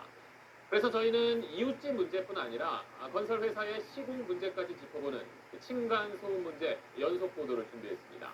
오늘은 이웃 사이에 벌어지는 갈등과 그 대처법부터 살펴보겠습니다. 박찬근 기자, 임상범 기자가 전해드립니다. 30대 주부 A씨의 악몽은 반년 전 윗집이 이사 오면서 시작됐습니다. 코로나 이전 같았으면 학교나 직장에 가 있을 낮 시간에도 윗집 초등학생 뛰어노는 소리, 윗집 아저씨가 발뒤꿈치로 쿵쿵 걷는 소음에 시달리게 됐습니다. 놀이터를 못 나가니까 집에서 논다라고 생각하는 것 자체가 경기 하남시에 사는 30대 주부 B씨도 비슷한 일을 겪었습니다. 몰랐어요, 확실히. 일단은 주말에 외출을 못하니까 서로가. 얼마나 시끄러울까? 오늘 측정 진행하실 건데요. 혹시 좀 어디서 소음이 많이 들리세요? 취재진이 한국환경공단과 함께 윗집에서 나는 소음을 24시간 측정해봤습니다. 망치질 수준의 소음, 어른이 뛰는 정도의 소음, 금속 접시를 바닥에 떨어뜨리는 정도의 소음들이 잇따라 소음 측정기에 기록됐습니다. 불편함을 느끼거나 또 그 소리가 반복적으로 계속 되면 예민하게 느껴지는 그런 상황입니다. 층간소음은 곧잘 분쟁으로 이어지기도 합니다. 서울 강북구에 사는 50대 주부 C씨. 집이 비어있는데도 층간소음 때문에 못 살겠다는 아랫집의 항의에 시달렸다고 주장합니다. 아랫집 항의에 집안 곳곳에 CCTV를 설치한 다음 2달 넘게 집을 비우고 집안에 사람이 없었다는 것까지 확인시켜줬지만 소용이 없었습니다. 아랫집 남성은 계단 난간을 둔기로 내리치며 여러 차례 위협했고 계단복도 쓰레기통을 발로 차는 등 폭력적인 항의를 계속했습니다. 한밤중 현관에 대고 입에 담기 힘든 욕설을 뱉고 고함을 치기도 했습니다. 결국 윗집은 이사를 결정했습니다. 저희들은 할 수 있는 방법은 다 했거든요. 월급을 잡아서 생활하고 있어요. 이런 식의 분쟁은 코로나19로 재택근무가 늘면서 더 늘었습니다. 한국환경공단에 들어온 층간소음 민원은 전년 같은 기간과 비교해 61% 늘었고 신고를 받고 현장에 나가서 소음 측정도를 측정하는 현장 진단 건수도 52% 증가했습니다. 감정 싸움으로 시작해 끔찍한 불상사로 번지고 나는 층간소음 갈등. 어떻게 대처해야 할까? 정부가 정한 공동주택 층간소음 규칙을 보면 낮엔 57dB, 밤엔 52dB이 넘으면 층간소음에 해당한다고 되어 있습니다. 소음이 기준치를 넘는지 확인하려면 환경부에 있는 층간소음 이웃사회센터에 측정을 요청하거나 자기 돈 들여 전문업체에 의뢰하면 됩니다. 이런 절차를 거치지 않고 환경부와 각 지자체의 환경분쟁조정위원회나 국토부 산하 공동주택관리 분쟁조정위원회에 중재를 부탁할 수 있습니다. 환경분쟁조정위원회는 소음 피해를 인정해 배상 결정을 내리기도 하는데 70만 원 수준입니다. 그래도 잘 해결이 안 되니 소송까지 가는 겁니다. 그 증거를 확보해야 되는데 그게 굉장히 어렵잖아요. 그러니까 비용, 시간, 노력을 따져보면 소송은 좋은 방법은 아니죠. 독일은 일정 수준 이상의 소음을 내면 최고 5,000유로, 우리 돈 700만 원 가까운 과태료를 물리고 미국에선 여러 차례 소음이 반복될 경우 강제 퇴거까지 가능합니다. 4집 중 3집이 공동주택에 살며 누군가의 윗집이자 아랫집인 상황에서 재택근무로 집콕이 길어지는 만큼 이웃한만 할 게 아니라 정부 차원의 실효성 있는 층간소음 대책 마련이 시급해 보입니다. SBS 임상범입니다.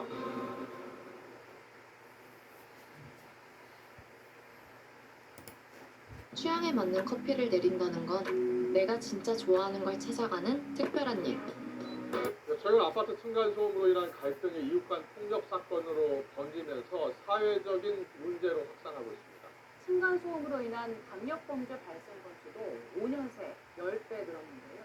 층간소음의 원인과 갈등 사례, 또 근본 대책에 대해서 박연민 경실련 도시개혁센터 정책위원장과 이야기 나눠보겠습니다. 나와 계시죠? 네, 안녕하십니까. 네, 안녕하세요. 저희가 영상으로 정리를 해서 한번 전해드렸는데 층간소음 문제 계속 심각해지고 있는 것 같고요. 여러 가지 민원이 많이 제기되고 있나 봐요. 어느 정도 수준입니까? 네, 2015년에 약 1만 건, 예. 2017년에 2만여 건으로 그 민원이 계속 접수되다가, 네네. 2020년, 21년, 22년에 4만 6천원 건으로 그 갑자기 그 2배 정도 증가했는데, 예. 이거는 아마 코로나19 영향으로 그 실내 생활 시간이 늘어나서 층간소음 민원도 급증한 것으로 그렇게 판단하고 있습니다. 그렇군요. 예. 이렇게 층간소음 민원 접수가 늘면서 강력범죄 발생 건수도 많이 늘었더라고요. 지금 최근에 10배 정도가 늘었다고 하는데 왜 이렇게 크게 늘어난 겁니까? 사실 이 통계는요, 그 경실련이 KBS 수사지역팀으로 받은 그런 자료를 분석을 해서 최근 5년간의 층간소음 관련 형사사건 그 판결문 자료를 분석한 결과입니다. 그렇군요. 그래서 2016년 11건에서 2021년 110건으로 10배 정도 증가했는데, 전에 말씀드린 코로나19 영향하고 재택근무 시간 연장, 그 다음에 층간소음 그런 노출 시간이 많고, 그 다음에 거기다가 요즘 경제가 좀 어렵게 되면서 그 심리적 요인들까지 복합적으로 작용하지 않았나 그렇게 생각합니다. 그렇겠네요. 예. 층간소음이라는 게 워낙 다양하니까요. 발걸음 소리도 층간소음일 수도 있을 것 같고, 또 쿵쿵거리는 그리고 큰 소리도 층간소음일 것 같고요. 어느 정도 기준이 있는 겁니까? 전체 이 통계 2만 7천여 건 중에서 예. 민원의 주 소음원으로 뛰거나 이제 걷는 소리가 18,000여 건, 전체의 68%로 가장 많았습니다. 네네. 그래서 이 민원의 그 걷는, 소위 말하는 발망치라고 하는 이제 걷는 소리가 가장 큰 민원의 요인이고, 나머지는 이제 가구 끄는 소리라든가, 뭐 문 개폐하는 소리, 또는 이제 TV 소리들, 그런 악기 그런 순서였습니다. 소음 정도 나타내는 데시벨이요? 그것도 기준이 있잖아요. 네, 그렇습니다. 예, 그 층간소음 기준이 있는데요. 네. 두 가지 측면에서 봐야 합니다. 한 가지는 건축물 구조와 관련돼서 바닥 충격음 차단 성능 기준이라는 게 있습니다. 네네. 그거는 이제 건축 시에 1등급, 2등급, 3등급, 4등급으로 중량 충격음과 경량 충격음에 대한 차단 성능 기준이 있고요. 예. 그 다음에 주민이 생활을 하면서 직접 충격 소음, 아까 말씀드린 바닥의 그 발망치 같은 그런 충격 소음하고 예. TV 음향 같은 그런 공기 전달에 대한 각각의 기준들이 있습니다. 바닥 충격 1등급, 4등급 있고 생활 소음 충격도 있고요. 네. 조금 더 구체적으로 좀 설명을 해주셨으면 좋겠거든요. 예. 바닥 충격음 차단 성능 기준은 4등급까지 있는데 1등급이 37데시벨 이하. 37데시벨. 선생님, 예. 37데시벨이 어떤 정도의 소음입니까? 사실은 이제 데시벨이라는 게 에너지의 개수값 곱하기 10이기 때문에 네네. 어느 정도인다라는 거는 사실은 37데시벨이면 일반적인 소음으로는 굉장히 그 적은 낮은 소음이거든요. 거실에서 조용할 때의 소음인데 예, 예. 이제 등급 기준이 이렇게 되다 보니까 특히 바닥 충격음 기준은 우리가 수면 중에 일어날 수 있는 그런 소음이기 때문에 전혀 소음을 예측하지 못하고 있다가 노출되는 소음이기 때문에 기준이 굉장히 타이트합니다. 사실은. 예, 예. 그리고 2등급은 41, 3등급은 45, 4등급은 49dB 이렇게 바닥 충격음 차단성능 기준이 되고요. 그렇고요. 네, 그다음에 일반적으로 우리가 얘기하는 생활에서 발생하는 층간소음 기준이라는 것은 직접 충격음 같은 경우는 1분 등가 소음이 주간에는 43dB, 야간에는 38dB. 그다음에 최고 소음도라고 해가지고 소음도의 피크치. 그거는 주간 57dB, 야간 52dB인데 이거는 1시간에 3회를 초과했을 때 기준을 초과한 것으로 보고 있습니다. 이게 37dB, 45dB 이렇게 들으니까 확 와닿진 않는데요. 예. 우리가 실생활에서 소음을 들었을 때, 느꼈을 때 실제로 측정해 볼 수 있는 방법이 있습니까? 일반 가정집에서? 가정집은 아니고 소음계로 측정을 하면 되고요. 보통 예, 예. 윗집에 그 식탁에 탁자를 끈다라고 네. 가정을 하면 예, 예. 그런 정도의 소음이 한 45dB 정도 된다고 생각하시면 됩니다. 예, 예. 그 바닥을 끄는 소리 45dB 정도 된다. 예. 알겠습니다. 그 층간 소음 사례가요? 바로 윗집에서 나는 소리로 대부분 알고 있는데 대각선 윗집에서 나는 소음도 영향을 준다면서요? 네, 사실은 뭐 거의 모든 그 소음이 윗집으로 인한 소음이 많은데 예, 전체 총계 중에서 윗집의 소음은 약 전체 민원의 85% 정도 됩니다. 예, 예. 그리고 그다음에 아랫집으로부터 오는 소음도 있고요. 예. 그다음에 뭐 옆집으로부터 오는 소음도 있고 대각선으로부터 오는 소음이 있고 그다음에 뭐 불명인 경우도 있는데 네. 윗집의 소음이 약 85%고 아랫집의 소음이 한 9% 정도 됩니다. 여기 그다음에 아래층 항해에 의한 소음도 좀 있고요. 이런 여러 가지 다양한 소음원이 있습니다. 아랫집 항해에 의한 건 아랫집에서 윗집을 향해서 쿵쿵 두드리는 겁니까? 그래서 아래층 항해에 의한 소음, 아래층의 자연스러운 소음은 9% 정도 되는 거고 예, 예. 아래층 항해에 의한 소음은 일종의 뭐 고복소음 같은 그런 그 윗집의 소음에 대한 그 반발로 그 발생하는 그런 소음들이 되겠습니다. 그렇군요. 저희가 이제 그래프로 정리를 했는데 아랫집의 항의가 약 3%고 아랫집 자체에서도 뭐 음악을 크게 틀어놓는다거나 그러면 역시 층간 소음으로 위층에 피해를 주는 거군요. 예, 그렇습니다. 예, 예. 알겠습니다. 이 층간소음 원인을 찾는 것 자체가 쉽지 않을 것 같은데 우리가 층간소음을 느낀다면 그걸 어떻게 증명할 수 있습니까? 이게 이제 정성적인 방법으로는 윗집이 시끄럽다라는 거는 이제 우리가 그 자체적으로 주관적인 어떤 판단이고 예. 아까 말씀드린 직접 충격 소음과 공기 전달음에 대한 어떤 기준을 이 층간소음 기준을 만족하는지 여부를 소음계로 측정해가지고 그 기준을 만족하는지 또는 기준을 초과하는지 여부를 실측을 해가지고 층간소음을 우리가 그 규명할 수는 있습니다. 예. 자, 그럼 이 층간소음 분쟁이 최근 많이 늘고 있잖아요. 그리고 이제 이웃 간 폭력 사건도 늘고 있고 강력범죄도 늘고 있고요. 자, 이런 그 여러 가지 분쟁이 발생하고 있는 이 상황을 좀 줄이거나 종식하기 위해서는 어떤 대책이 필요한지 좀 듣고 싶거든요. 사실은 그 근원적인 그 부분에서 보면 구조적으로 우리나라 아파트의 경우는 벽식 구조의 아파트가 많습니다. 네. 대부분의 80~90%가 벽식 구조로 지어지는 거고 우리가 일반적으로 아파트라고 하면 그런 벽식 구조이고 주상복합의 경우에 있어서는 기둥식의 구조이거든요. 그래서 구조적으로 기둥식 남행 구조로 만약에 지어진다고 하면 근본적으로 층간소음이 원천적으로 많이 해소가 될 거고요. 현행처럼 층간소음으로 아파트가 계속 지어진다고 하면은 층간소음 그 준공검사할 때 층간소음을 전수조사해서 기준을 만족하는지 여부를 확인을 하는 것을 입법을 강제해야 한다고 봅니다. 현재는 층간소음 기준은 있지만 그거를 강제할 수 있는 그런 법적 근거가 없습니다. 예. 지금 말씀해주신 부분은 이제 건축 단계에서 집을 잘 지어야 한다는 부분인 건데 이미 지어진 집들에서 살고 있는 분들은 소음을 좀 조심하는 것 말고 또 다른 방법이 있을까요?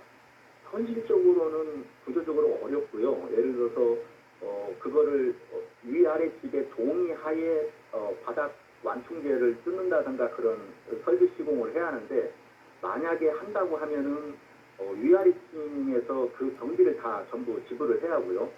그다음에 그 완충제라든가 그런 보안 시공을 한다고 해서 그 기준을 만족할 수 있는지 여부는 확실한 건 없습니다. 그러니까 원인이 어떤 거에 있냐에 따라서 다르기 때문에 그 두 가지 문제점으로 봐서 다 지어진 그 공동주택에 대해서 추가적으로 바닥충격음 보완한다는 그런 부분들은 현실적으로는 굉장히 어려운 부분입니다. 네. 층간 소음으로 인한 이웃 간 다툼, 또 여러 가지 폭력 사건도 발생하고 있는데 만약 층간 소음이 이제 인정이 될 경우에요. 층간 소음을 일으킨 가구는 어떤 배상 보상을 해야 되나요? 현실적으로는 법적인 부분은 이 과태료 10만 원 이하의 벌금이라든가 과태료라든가 그런 정도 처벌하는 것밖에 없고요. 만약에 분규가 발생했을 때 위층 아래층이 협의를 하고 합의를 했을 때는 환경분쟁조정위원회의 그런 그 분쟁 조정 과정에 들어갈 수는 있습니다. 다만 그렇군요. 양측의 쌍방의 조정 합의하는 조건으로 가능합니다.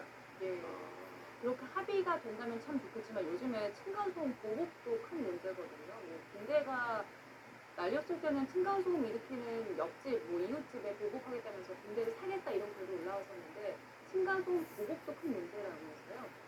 예, 이게 사실은 유튜브라든가 포털 같은 데서 층간소음 보복 사례를 소개하고 부추기는 측면도 있습니다.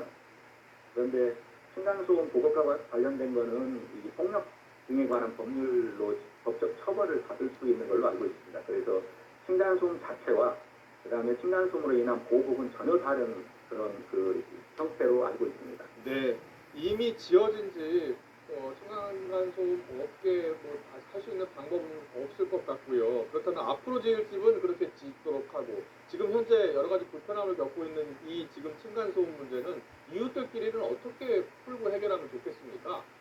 사실은 현실적으로는 굉장히 두껍고 속산 그 슬리퍼를 구입해서 신는 방법 외에는 현실적인 방법은 없죠. 그러니까 많은 그 이웃 간에 사이 도패한다 이런 얘기들이 있는데 그거는 이 층간소음 문제를 이웃 간의 갈등으로 자꾸 치부하는 그런 경향이 있어서 이런 부분들은 시공사의 책임을 회피하는 하나의 방법으로 생각되고 있기 때문에 근원적인 어떤 방법을 강구해야 층간소음이 이 주민들의 그 어떤 수건 사업으로부터 해방되지 않을까 그런 생각이 듭니다. 네. 지금은 저희가 소음에 대한 이야기를 나눴었는데 요즘에 층간 냄새, 이웃 간 담배 연기라든가 고기를 굽는 냄새 때문에 분쟁이 발생하는 경우도 생긴다고 하는데 실제로 접대는 분쟁이 좀 있습니까?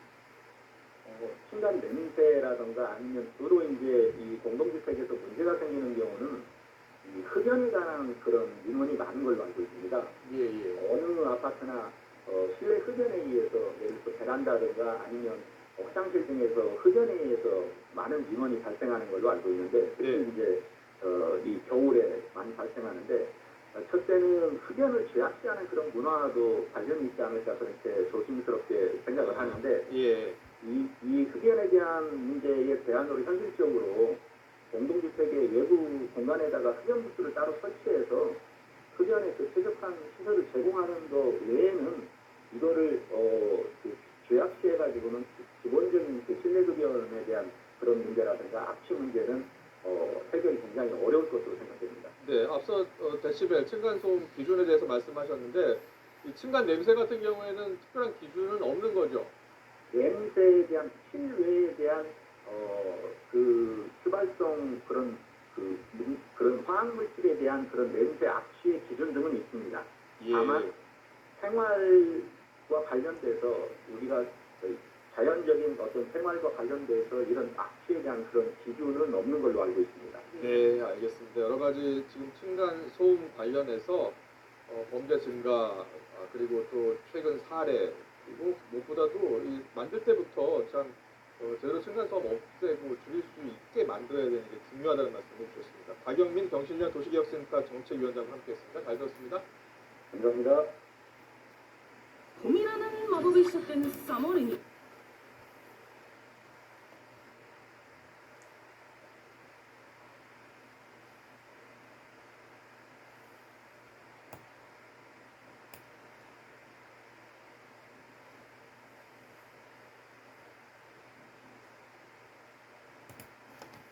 사소한 말다툼은 물론 살인 사건으로 이어지기도 하는 게 층간소음 문제입니다.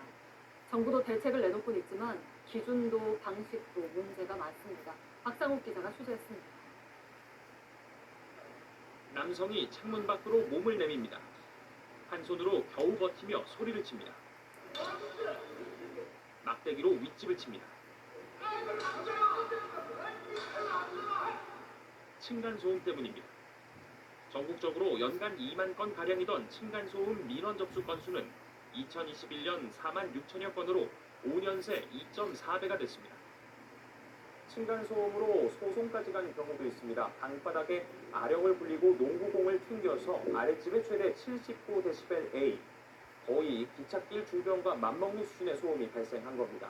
가족 1인당 200만 원의 손해배상 판결이 내려졌습니다.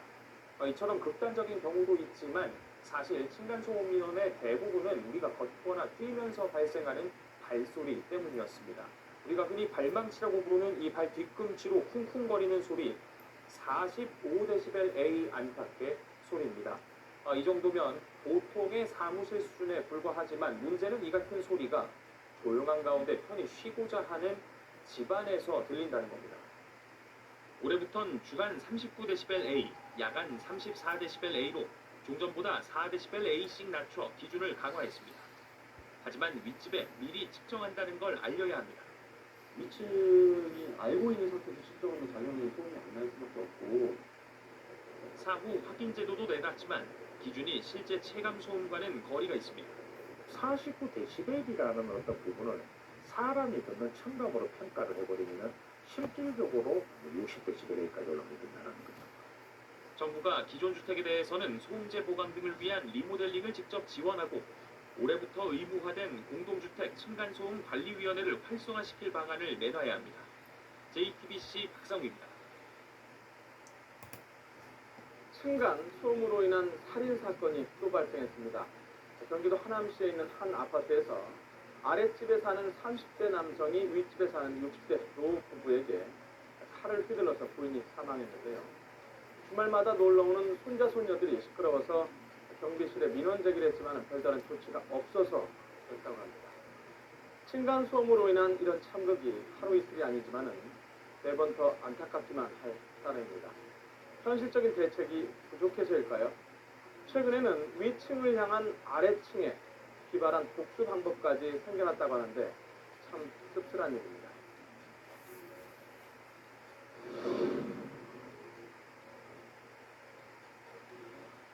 아래층이 위층 수음에 이른바 보복하는 별별 방법들이 인터넷을 통해서 공유가 되고 있는데요. 우퍼 스피커, 와이파이 공유기의 명칭, 그리고 야식 전단지 등 이 세 가지라고 합니다.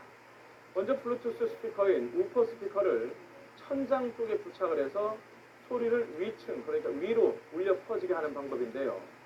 예전에는 페트병이나 긴 막대를 이용해서 천장을 두드리는 방법도 있었는데 더 지능적이고 교묘하게 지나갔던 거죠. 우리 경범죄 처벌법은 인근 소란죄라고 해서 일부러 크게 고성을 내거나 소리를 내서 사생활에 침해를 주면은 10만 원 이하의 벌금, 급유에 처해질 수 있기 때문에 상당히 조심해야 될 부분이고 서로 이렇게 감정적으로 치달으면 크게 문제가 발생을 합니다. 그리고 와이파이, 무선 인터넷 쓸 때 명칭이 뜨는데요. 여기에 몇 호 소음 민폐라고 기재를 하거나 윗집의 전화번호를 적은 야식 전단지를 올리기도 한다고 합니다. 한마디로 이에는 이 방식으로 대응을 하는 것인데요. 갈등만 부추길 뿐 바람직한 방법은 아닌 것 같습니다. 자, 환경부에서 운영하는 층간소음 이웃사이 센터의 통계를 한번 보겠습니다. 16,514건의 층간소음 민원 가운데 약 15%가 아래층으로부터의 층간소음에 대한 민원이었다고 합니다. 층간소음이 보통 윗집에서 아랫집으로 일방적으로 피해를 주는 것으로 알고 있는데 아랫집에 윗집에 대한 이른바 복수소음 문제도 확장이 됐다는 얘기로 보입니다. 서울 지역 안에서만 하루에 3번꼴로 층간소음 민원이 접수가 되고 있다고 하는데요. 층간소음 진단 요청 또한 3년 전에 비해서 40% 정도 증가했다고 합니다. 그렇지만 실제 층간소음을 측정을 해본 결과 기준치를 초과한 경우는 10%, 그러니까 10건 중에 1건에 불과했고 대부분이 기준치 이내였습니다. 소음의 절대적인 수치 여부가 중요한 게 아니라는 걸 알 수가 있는데요. 문제는 수치가 아니라 층간소음 분쟁으로 인해서 이웃 간의 감정이 오랫동안 악화되는 경우가 많다는 게 그 핵심입니다. 현장 가보면 조금 전에 말씀드린 것처럼 일단 한 6개월에서 뭐 길게는 3년 이렇게 이제 층간소음으로 인해서 많은 스트레스를 받고 있어요. 이분들이 대화 상대를 이제 찾지를 못하다 보니까 저희들이 가면 저희들에게 모든 상황을 이제 다 토로를 하거든요. 그래서 이제 그런 부분들이 사실 저희가 애로사항은 있는데 그렇지만 그분들의 그런 이야기를 들으시지 않으면 이분들이 이제 그 감정을 어디에 폭발할 때가 없거든요. 그런 생각을 하고 있습니다. 층간소음 분쟁이 사회적인 큰 문제로 번지자 환경부는 2012년부터 이웃사이 센터를 운영하면서 제3자 조정자 역할을 맡고 있습니다. 인원을 접수하고 소음 측정 지원을 해주고 있는데요. 아직까지는 층간소음에 대한 뚜렷한 법적 해결책이 없다는 게 그 한계입니다. 일각에서는 정부나 지방자치단체 층간소음 중재 방안이 좀 더 적극적일 필요가 있다고 지적을 하는데요. 예를 들면 현재 뭐 건축이나 이런 것들을 규제해서 바닥을 좀 강화시키고 벽을 강화시킨다고는 하지만 그거를 넘어서서 예를 들면 이런 소음 피해가 진정이 접수되면 적극적으로 그의 소정의 위자료를 지급하라고 중재안을 내거나 또는 우리 매트 같은 것들을 시공하는 게 있거든요. 비용이 드니까 그 비용을 절반 부담시키거나 지원을 해주거나 뭔가 이렇게 그 갈등 사안을 중재하고 합리적인 어떤 해결 방안을 해주는 것이 적극적으로 필요한 시점이 아닌가 싶습니다. 예, 배려하지 않는 행동에 화가 났다. 이렇게 이번에 하남시 층간소음 살인 피해자가 경찰에 붙잡힌 뒤에 한 말인데요. 배려 그리고 소통. 층간소음 문제는 결국엔 이웃 간의 배려와 소통으로 푸는 것이 가장 이상적일 텐데요. 역지사지의 마음으로 이웃 간의 그리고 위아래 간의 소통과 배려가 절실한 때입니다. 기성장의 핵심인 우유. 완벽한 하루를 만드는 건 완벽한 헤어스타일입니다.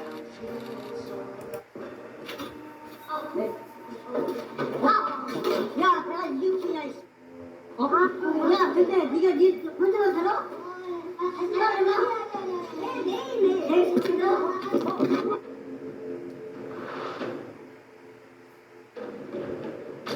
저녁 한 9시 반 정도 시작이었고요. 위층에서 너무 시끄러워서 저희 동에 단톡방이 있어요.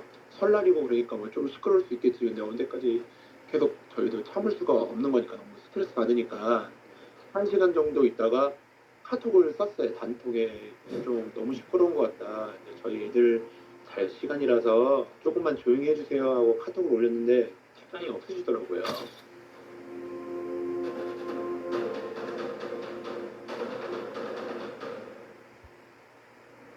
너무 시끄러워가지고 조금 조용히 해달라 이런 적이 제가 몇 번 있거든요. 일단 제가 올라가서 벨을 눌렀는데 가족분들이 나오시자마자 욕을 하고 반말을 하고 그러시더라고요.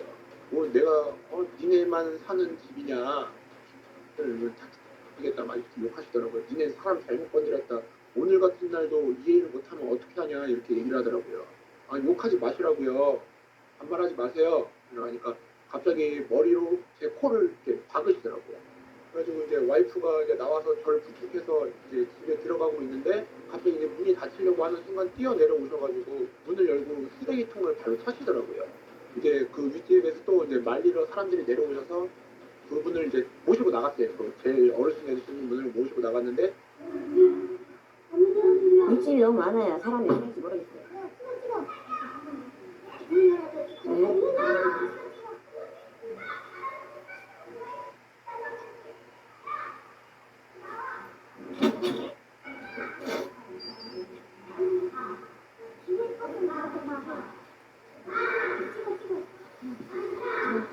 도좀 나가면 이제 지금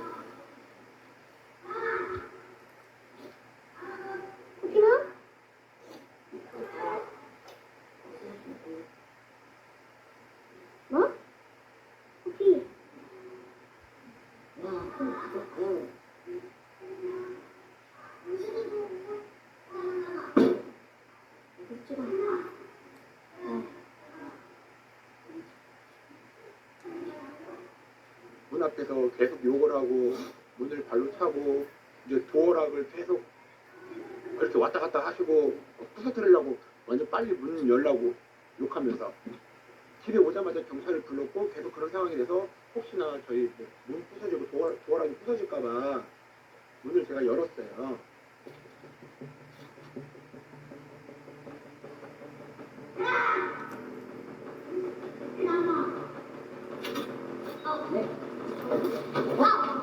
야, 내가 이웃이냐, 야, 야, 근데 네가 네 혼자만 살아?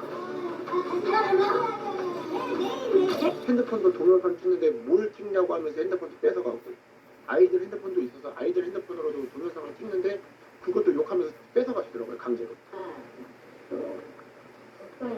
나가라고 니들 씨발. 아니 저기서 계속 올라오니까. 미치겠어. 얘네 때문에 우선 맨날 얘기해. 얘네.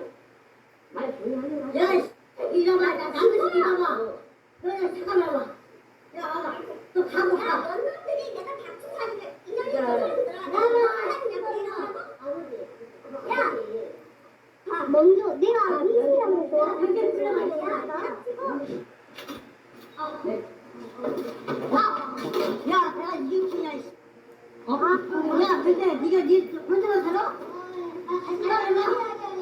매일매일 시키고.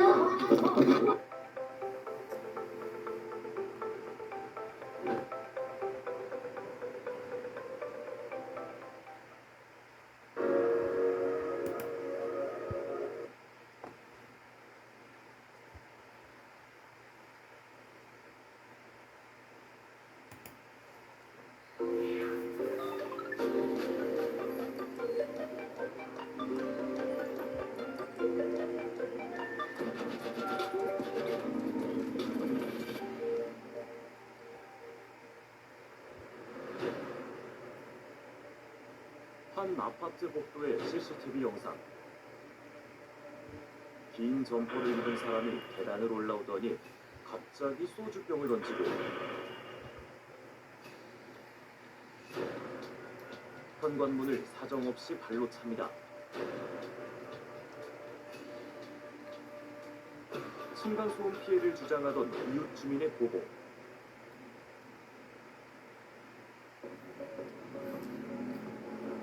주체하지 못한 분노는 때로 극단적 범행으로 이어지기도 합니다.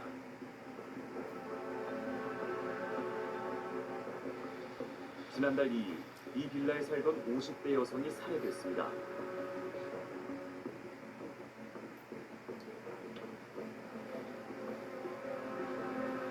윗집에 살던 40대 남성이 옥상에서 흉기를 휘두른 겁니다. 친구들하고 한참 같은 거 많이 듣는데 그 집에서 층간소음 일어났다고 이제 혼자 이제 생각을 하고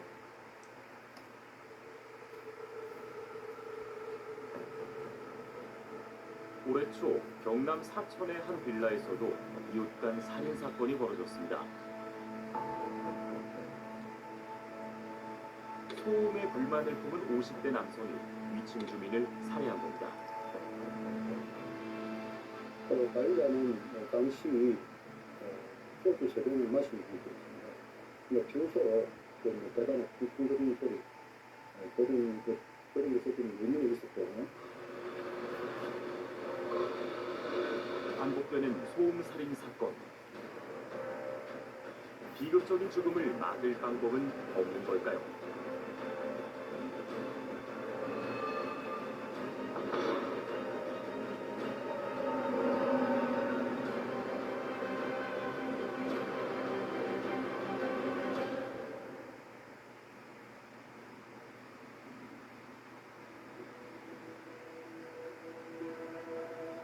저는 정배용이라고 부릅니다. 지난 1월 28일 경상남도 사천시 건물에서 살인사건이 일어난 피해자 박은하 씨 남편 되는 사람입니다. 사랑하는 아내가 세상을 떠난 지 5개월. 혜영 씨는 아직도 그날의 기억이 생생합니다. 오후에 제가 볼일 보고 있는데 병원에서 전화가 왔더라고요. 뭐 박은하 씨 남편들은 예 맞습니다. 저는 놀랐어요. 뭔 일로 가고 오니까 모양이 되고 저는 기절할 뻔했어요. 그래 사고를 당한 우리 집 사람을 보고 너무 놀라가지고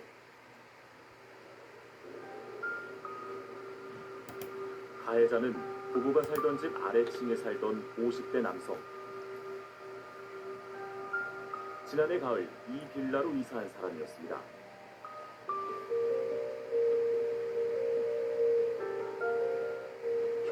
건설 현장 일을 하다 보니까 아침에 좀 일찍 나갑니다. 안전화를 신고 성인이 계단을 밟고 내려가면 소리가 나기 마련 아닙니까? 그래서 한번 그러더라고요. 아니 계단을 소리 안 나게 다니라고. 웬만하면 조용히 다닐게요. 그랬다고요. 하지만 아래층 남성의 항의는 계속됐습니다. 한 번은 차키를 집에 두고 까먹고 안 챙겨가지고 차키 가지러 올라갔다 내려갔다 이래 했다고요. 근데 갑자기 문을 열고 문이 쫙 그래가지고 왜 이래 왔다 갔다 하는데 하면서 소리를 이러더라고요. 예 죄송합니다. 제가 차키를 이래 보이면서 과외를 하는 식으로 얘기를 하니까 또 할 말이 없으니까 문을 쾅 닫고 들어가더라고요. 그러네 속으로 사람 이상하다. 이웃과 싸우며 지낼 순 없으니 조심하자고 다짐했던 부부. 월세 계약이 끝나는 대로 이사갈 계획이었습니다. 그런데 이사를 불과 4개월여 앞둔 지난 2월 사건이 터지고 말았습니다. 아래층 남성이 복도에서 만난 희용 씨 아내와 소음 문제로 언쟁하다 흉기를 휘두른 겁니다. 이 사람 성격이 배덕하고 신경이 예민하거나 배덕하고 이렇구나 생각을 했지. 이런 일에 사람을 죽이는 게 어디 있습니까? 세상에. 2013년 설 연휴 첫날 윗집과 층간소음 문제로 다투다 형제 2명을 살해한 40대. 소음에 불만을 품고 윗집에 무단 침입해 60대 여성을 잔혹하게 살해한 30대 남성. 어떻게 소음을 이유로 사람을 죽이기까지 하는 걸까? 내가 느끼는 이 고통을 느끼는 영역이 신체적인 고통과 이 정서적인 고통을 느끼는 영역이 거의 동일해요. 근데 우리가 죽을 만큼 맞으면 죽겠다는 생각을 하듯이 이 정서적인 부정적인 정서 경험을 오래 하면 느끼는 통증은 거의 유사합니다. 내가 소리라는 보이지 않는 물체로 매일 맞고 있는 고통을 느끼는 거랑 똑같은 경험을 하는 거예요. 그러다가 보니까 엄청난 공격성이 올라오는 거죠. 죽여버리고 싶다.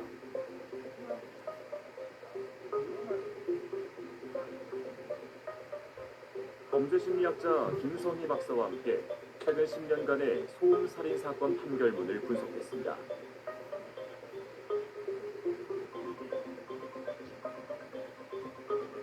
(2014년) 이후 살인, 살인미수 등 사람을 죽일 의도로 자행된 범행은 모두 55건. 그 결과 22명이 목숨을 잃었습니다.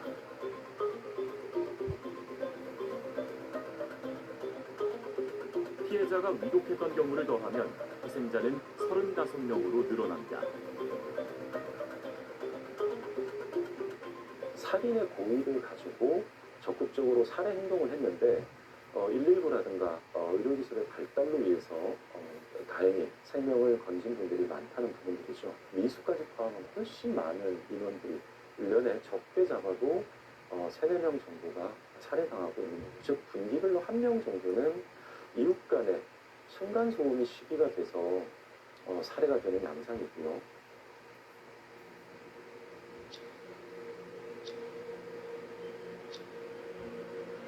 한 가족이 메신저에서 나눈 대화입니다.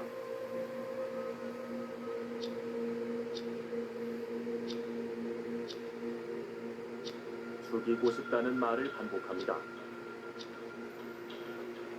윗집 사람들을 두고 나눈 대화였습니다.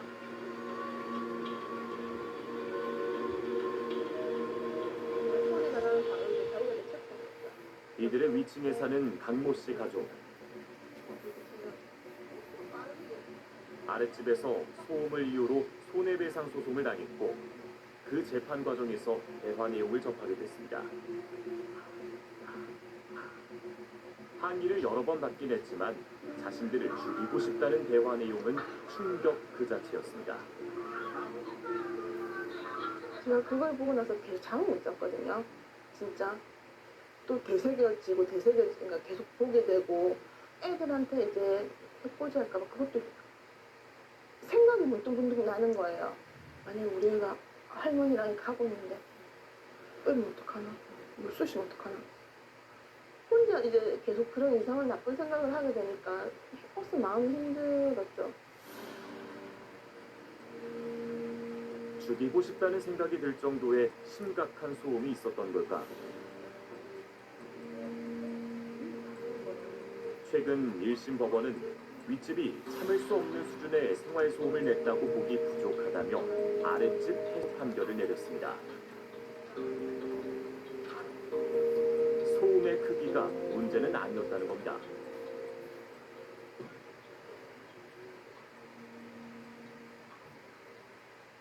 최근 10년간 일어난 소음 살인 사건 판결문에서도 피해자가 유발한 소음은 심하지 않았다는 내용들을 볼 수 있습니다.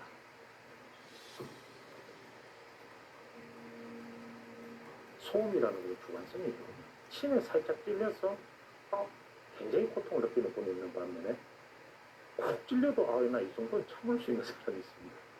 이 소음도 그렇다는 거죠. 위층에서 작은 소리만 나보면 벌써 귀가 트여버렸어요. 위층 사람 얼굴만 봐도 좀 안 좋은 소리로 이제 살인의 충동이 일어나고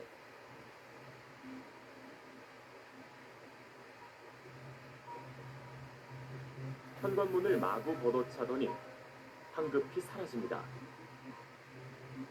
보름 뒤 같은 장소, 한 남성이 강아지를 안고 집 안으로 들어갑니다.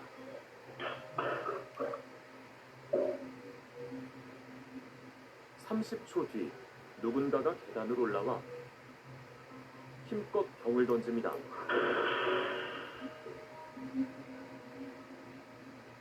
소음 피해를 호소하던 이웃집 남성이 벌인 일이었습니다.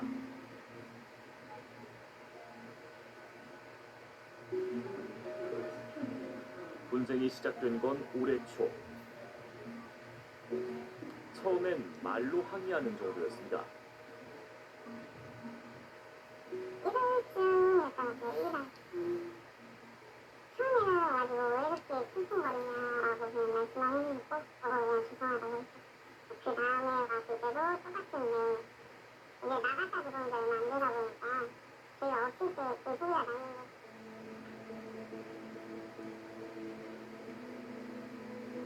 소음 방지용 매트도 깔았지만 항의는 계속됐습니다. 얼마 뒤 이상한 일이 일어나기 시작했습니다. 동물상처 안에서 버리고 있는데 사자가 타있고 그 다음에 3일인가 또 그런 일이 또 있었어요. 그때 이제 맥주도 붓고 결국 현관에 CCTV를 달았습니다. 또 엘리베이터에서 만난 적이 있었어요. 근데 그때는 그냥 그분을 쓰레기를 버리려고 이렇게 내려간 건데 1층에서 내려야 되는데 안 내리고 지하까지 가더라고요. 안 내리고 제 내린 거 직접 보다가 올라갔어요. 엘리베이터 타기 엄청 무서웠어요. 그러던 4월의 어느 날 주중날이 보통 청소를 하고 있었거든요. 근데 갑자기 문이 발로 차는 소리가 나는 거예요. 이 롱패딩에 입고 와가지고 이렇게 발을 차고 있더라고요. 이게 뭔 일인가 싶어가지고 소송도 떨리고 하더라고요. 이 사람이 기능력에 이렇게 병을 던지고 발로 차는 거에서 붙이겠지만 나중에 가서 이 사람이 또 등록을 그대로 못하면은 또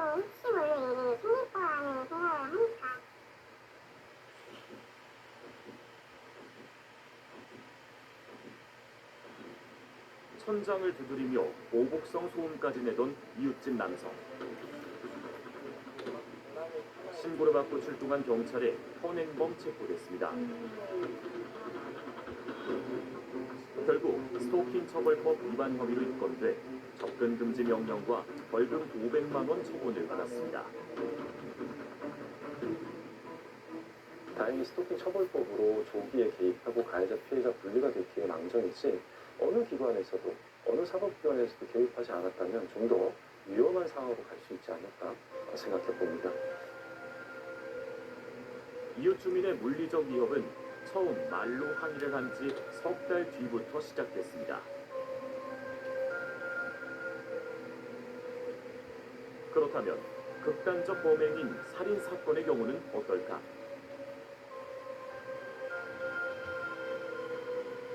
최근 10년간 발생한 55건의 소음 살인 사건. 범행 전 이웃 간 소음 갈등이 석 달 이상 이어진 경우가 70%를 넘었습니다. 오늘 내가 위층 사람이 소음을 낸다고 해서 당장 올라가서 항의하는 사람은 별로 없습니다. 서로가 이렇게 주고받는 시간들이 통상적으로 몇 개월이 흘러가요. 정말 짧게 잡으면 3개월에서 6개월 사이까지는 저희들이 층간소음 골든타임입니다. 층간소음 골든타임. 이 갈등 진행기에 적절한 개입이 최악의 사태를 막을 수 있다는 겁니다. 특히 층간소음 분쟁 중 벌어진 쌍방간 경찰 신고는 중요한 신호가 될 수 있습니다. 반복 신고가 된 경우가 한 94% 정도로 확인이 되고요. 층간소음 신고를 통해 가지고 앞으로 범죄로 나아갈 수 있는 위험성이 높은 건물과 그리고 그런 범죄 위험도를 지니고 있는 대상들이 일정 부분 확인된다는 부분이죠. 그래서 동일 신고가 계속 반복되는 신고자들에 대해서는 코드 분류가 이루어지게 되면 특정 어떤 소음에 대해서 굉장히 민감해서 일반인보다 좀 더 예측이 불가능한 상황을 만들 수 있는 대상자들에 대한 좀 더 예방적 접근이 가능하지 않을까 싶습니다.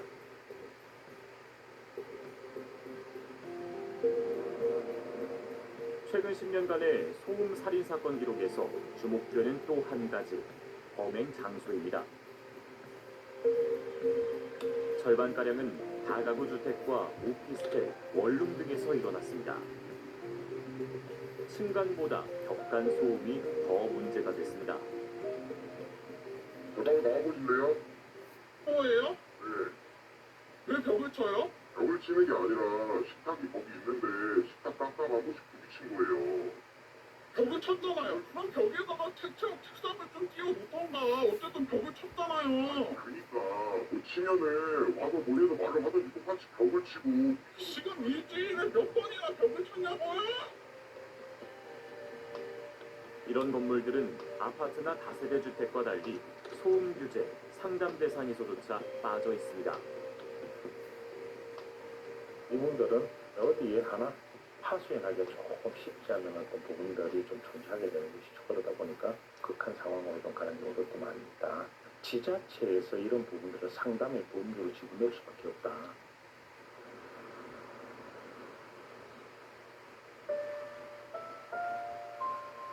층간소음 살인으로 아내를 잃은 지 5개월.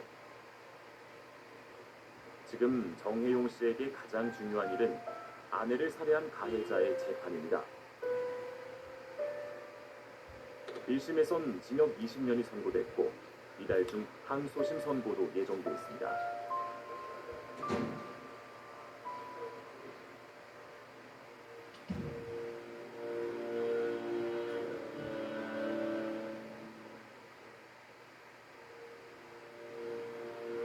꿈에도 너무 보입니다.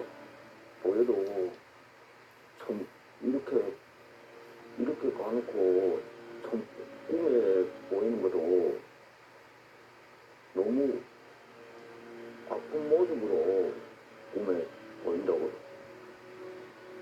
죽은 사람은 뭐 살아 돌아올 수 없으니까 앞으로라도 참 무고한 사람들이 이런 사람한테 사고를 안 당하기 바라는 마음입니다.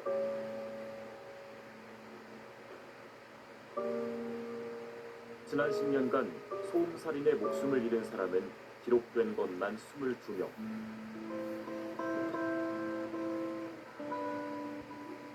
소음 자체를 없앨 수는 없겠지만 소음이 살인으로 번지는 일만큼은 이제 막아야 합니다. 결국 가해자가 없는 피해자만 둘이 있는 사건이 전 층간소음에서 나타나는 범죄라고 생각합니다. 스토킹이라든가 가정폭력과 같이 적극적으로 가해자와 피해자의 분리를 하고 어떤 피해자 신변 보호를 하고 이런 조치들이 있어서 이제 그런 범죄들이 강력범죄로 나가는 것들이 예방될 수 있듯이 경찰이나 아니면 중앙정부의 조기 개입이 얼마나 필요한지에 대해서 우리가 충분히 고민해 볼 수 있는 시점이라고 생각합니다.